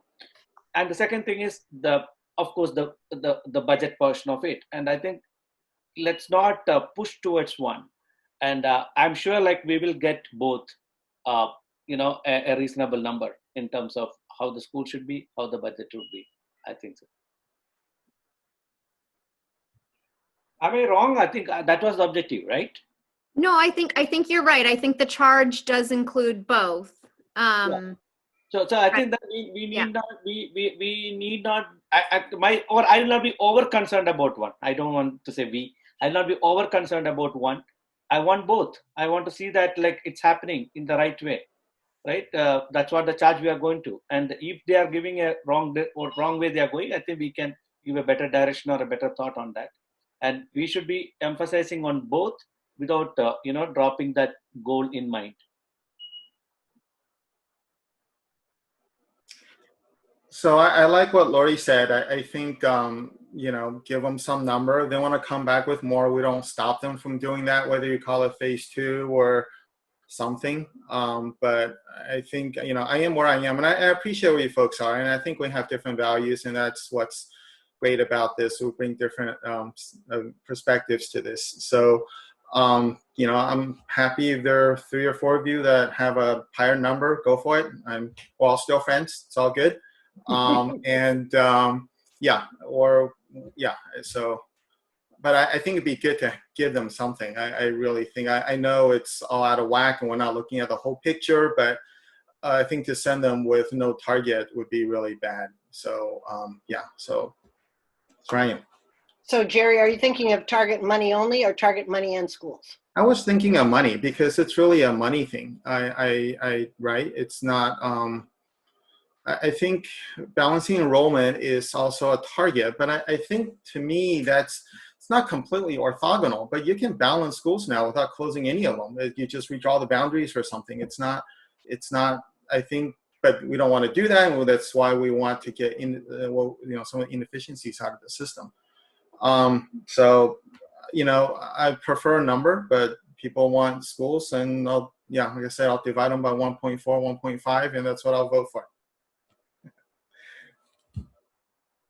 So Jerry, for your number of 5, is that a floor or a ceiling? It's a ceiling. It's a ceiling. I think there's a lot. I understand where Lori's coming from. I think she, just has a different place on the balance. I am willing to pull some of those levers, and I like to, because we haven't talked about them really since, I don't know, June or whenever, and so I want to just sort of put a number there. I like to do both, I guess. So I think we have to do both. It's just how much, right? Right. You're right. Of course, it's a matter of how much. So how much in either group. Yeah. So I think I heard from Satish 5 to 6. Is that right? Or 5 to, you say, or some 7? Yeah, that's what I said. But I'm ready to go with the majority. I don't have a, I thought I talked enough, like my thought on that. But I think, yeah. So 5, 5, 6, 6, 8, 6, 8, and then a not now maybe, is that or Sylvia, or? I think for me, I'm between 5 and 6. Okay. That's great. It doesn't divide out into the right. So to me, 5 is the floor, not the ceiling. Got it. And for you, the ceiling is 6, I presume, since you said 5 to 6? Ish. You know what? I can do 5 to 6, so we can move on. Otherwise, we're stuck here 2, 2, 1. That's no fun. Yeah. If I really want to. But Lori, if you want to maybe talk some more, put people up to their ante. No, I would just ask that if that's what comes back, that those levers come back at the same time we have that conversation, because I think we need to be very clear that if we're going with the 5 on that we've got some levers, bigger pulls on those other levers, and I don't want to hear about it later from the community on those other levers. Yeah, you can pull towards 6, Laurie. It's not it's 5 to 6. Everybody is saying, so that is closer to what you're saying. So 6. I want to be very clear through this process exactly what cards are on the table as much as we can, and acknowledge that if we're only turning these cards to this extent, then we're going to have to turn more cards in other areas. And I think to be fair to ourselves and to the community, we need to be explicitly clear through this process, that total is still much bigger than the 5 we're talking about, and or 5 to 8 that we're talking about, and wherever we fall in that, the rest is going to need to be made up elsewhere, and that there are some choices that are directly into the classroom on the other side of that. So Stacy, would it be unreasonable to ask CAC to come back with a lower proposal and a higher one? I mean, is that too much to ask in 5 weeks? So I think there initially needs to be some kind of a target to even begin that conversation, that they even know what those plans are working on. You know, and I think just pausing for a moment and just acknowledging these are really difficult conversations, because where as a board, and we have moved just over the months, you know, we are actually talking about closing schools now. And I think we talked a lot around it over the last months and talked about the budget and declining enrollment. But this is a big decision, because we are talking about consolidating schools. And, you know, what I've heard from each of you, that is definitely the consideration. And so, you know, I think to be able to give that direction to the CAC, that's helpful in itself, just to be able to make that statement. We can certainly adjust, because I do see that kind of that ebb and flow of the CAC, is that we're going to initially give a target. We're going to have the discussion. We're going to be able to look in depth at some of these sites, and we may need to make some modifications. The CAC may come back and say, look, this is what we're proposing, and this is the amount that we're able to do, that we're able to tie back to the charge and say, we've done our budgetary issues, we've addressed the declining enrollment, this is what we can do. You know, I think there has to be some of that flexibility, but again, we're going to have such frequent updates that we're going to know immediately and be able to change direction if needed. Well, that's good. Okay. Then I'm good with whatever everybody wants. I actually I like Phyllis's idea of like a high proposal and a low proposal. I don't know, is that just muddying the waters too much? But I kind of like the idea of like, here's option 1, here's option 2 kind of thing. Or are we just, you know, creating more difficult decisions this way? But what do people think about that? Well, I mean, if what you're talking about is phase 1 is the 5 million, and then there's a backup phase 2 that we can consider against the other levers for a further school year out into our 5-year, like that, I'm happy to entertain. But I think if we're talking about a low and a high still for the implementation in the, what are we, 2022 school year, that worries me a little bit, but that's just me. I think that's what even I asked, like, would they give some multiple proposal to us? Like, if you do this, this is what it is. If you do this, this is what it is. And then we look into it in a bigger way and choose one of that, probably. Well, if we reflect back on the charge, it actually says a concrete plan. So it wasn't the intent to bring them back. Right. I think if we came back with 2, we're going to be in this conversation in October. So I like what Lori's saying, in somehow integrated into a phase 1, phase 2. I certainly understand, and I support wanting to have a little bit more flexibility here and not locking them into this thing. But I think having 1 would be good. It's a hard decision. It's really, and yeah, so. Well, and I like the idea too of 1, even though I mentioned 2, particularly given what Stacy just said about the flexibility as we go along. As we hear what they're thinking, we're going to be able to weigh in on their thinking after every one of their meetings. So I don't think we want to change their direction every time we meet, but we will have a chance to do that. And nothing says we have to rubber stamp what they come back with. That's right. That's right. I think it's helpful that we're talking it out, because as we're talking it out, it helps me think about the different things.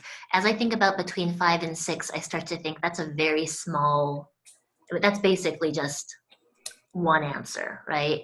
So it does make me think, well, maybe we should widen that range more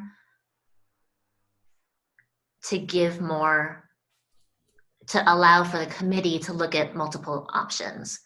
So looking at that, I kind of want to revise my answer closer to between, again, 5 being for me the floor, and then the ceiling being closer to 7, just to allow for more options. Otherwise, if we're basically saying between 5 and 6, that's one option, right? So I want to give the committee the flexibility to look at scenarios. I can live with 5 to 7. I can go 5 to 7. I don't agree, but we can move on. It's fine. I think, yeah, that's a little pie for me in terms of the number of schools we're likely mapped to, but I'm happy to go with the majority and we can just move on.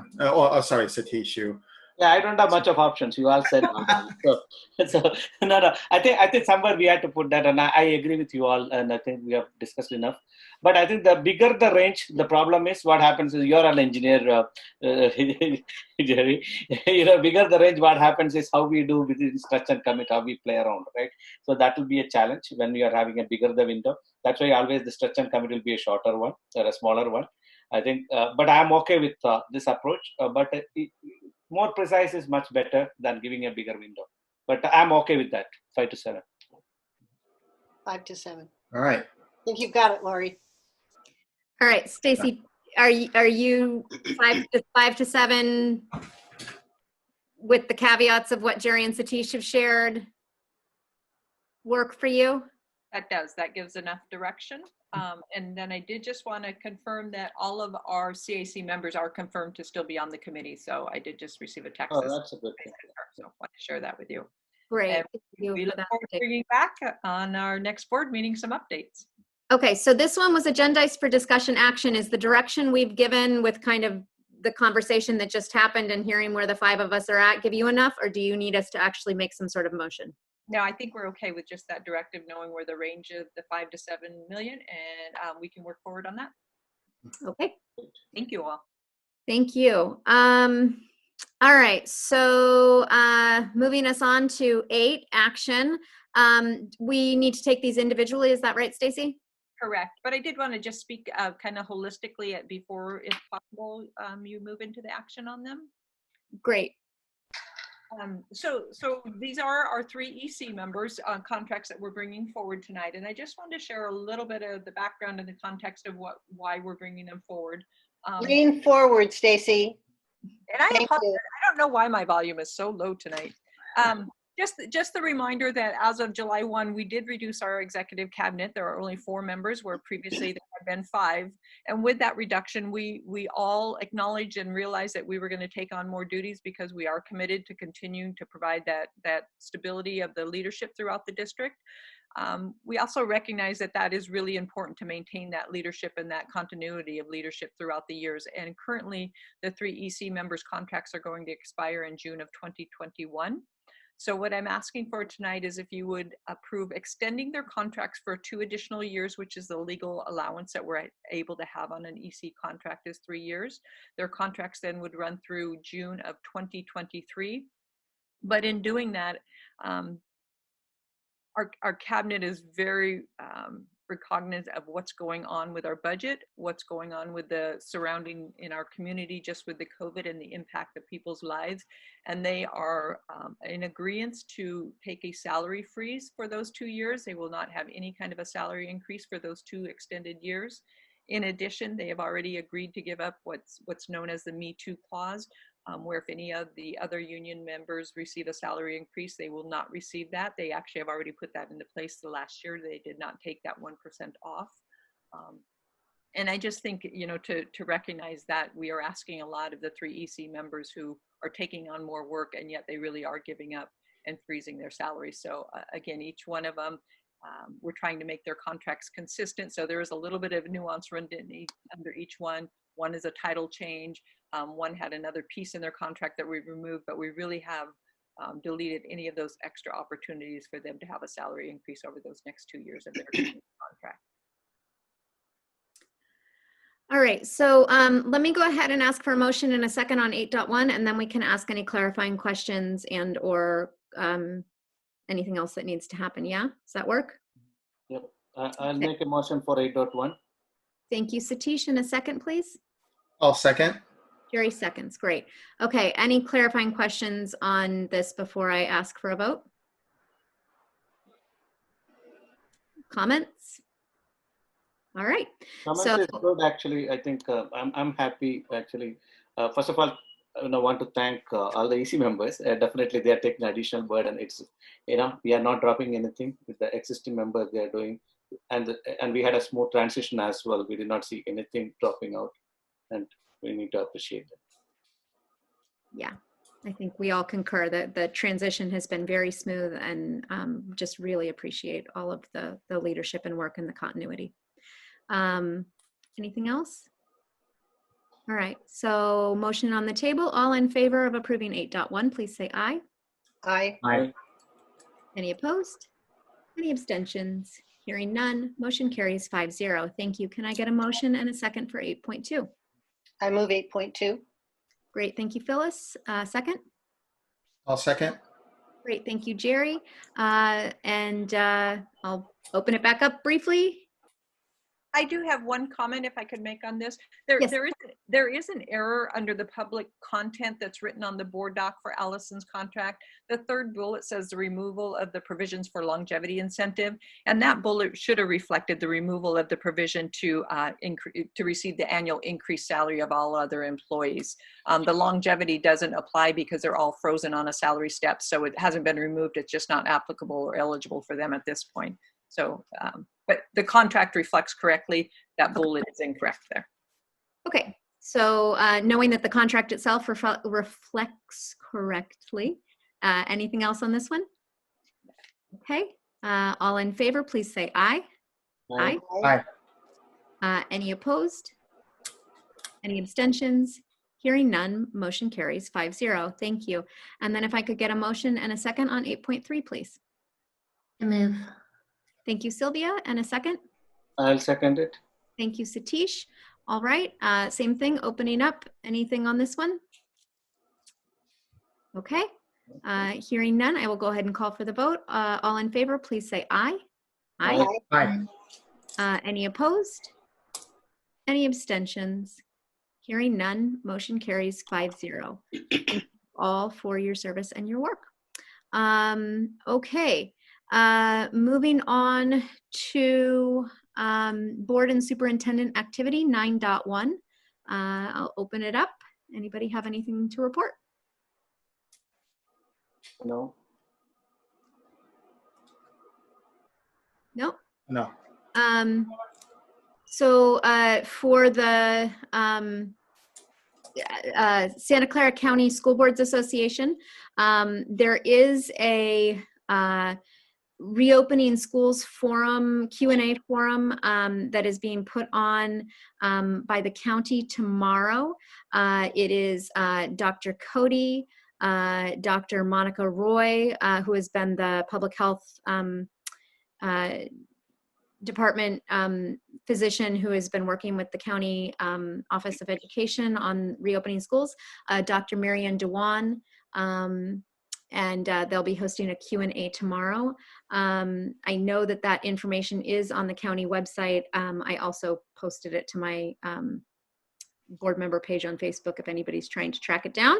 But that is open to the public. And I feel like there was one other update for you. Oh, we do have a new PACER, which I forget what the acronym stands for, but it is CSBA's new position that they have created for sort of consolidating input from all the boards across a general region in the state and sort of being the lead point to coordinate some of the essentially legislative action that the wider CSB organization might want to consider. So we do now have a PACER for our region, which includes Santa Clara County, San Mateo County, and San Francisco County. And he has been working his way through reaching out to the board representatives as well as the delegates for our region. So I spoke with him a couple of days ago and filled him in on sort of our district, both our demographics and our needs and our biggest issues as far as our budget challenges and sort of what makes us unique as far as districts in the county, of which we all know there are several things. So shared that with him. And I think that is it. Anybody have anything else? Stacy, do you have any updates for us? Not tonight. Just excited we had our first day of school and until tomorrow. And our first office hours are next week. So that should hopefully go well, and we'll have pretty good turnout, I hope. Great. And I think, Phyllis, that's you and Sylvia at the morning, and then is it Jerry and I in the evening, or? I don't know who's in the evening. It's Sylvia and I in the morning. I think it's Jerry and I in the evening for this first round. So, and then we agreed to sort of revisit and see how it went, and see if we want to, tinker with that at all before we move forward with that idea and keep it going. So we'll have a report back from that as well. Anything else for board and superintendent activity? Okay, so moving us on to 10.1, agenda setting.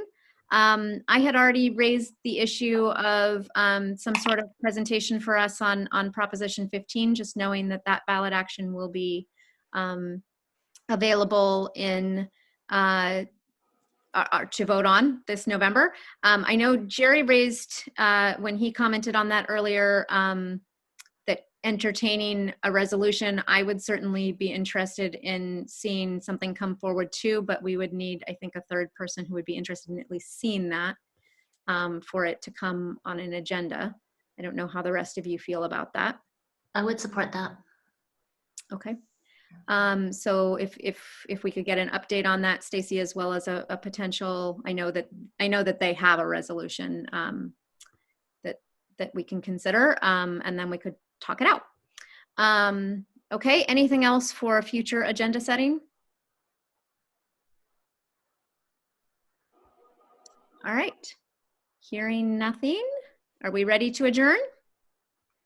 Yes. Yes, ma'am. Yes, ma'am. All right. So we will adjourn this meeting tonight. It's maybe hopefully good karma that we are wrapping up a very productive meeting, an efficient meeting tonight on this first day of the school year, and hoping the same for all of our families and kids. A wonderful year of learning and growth and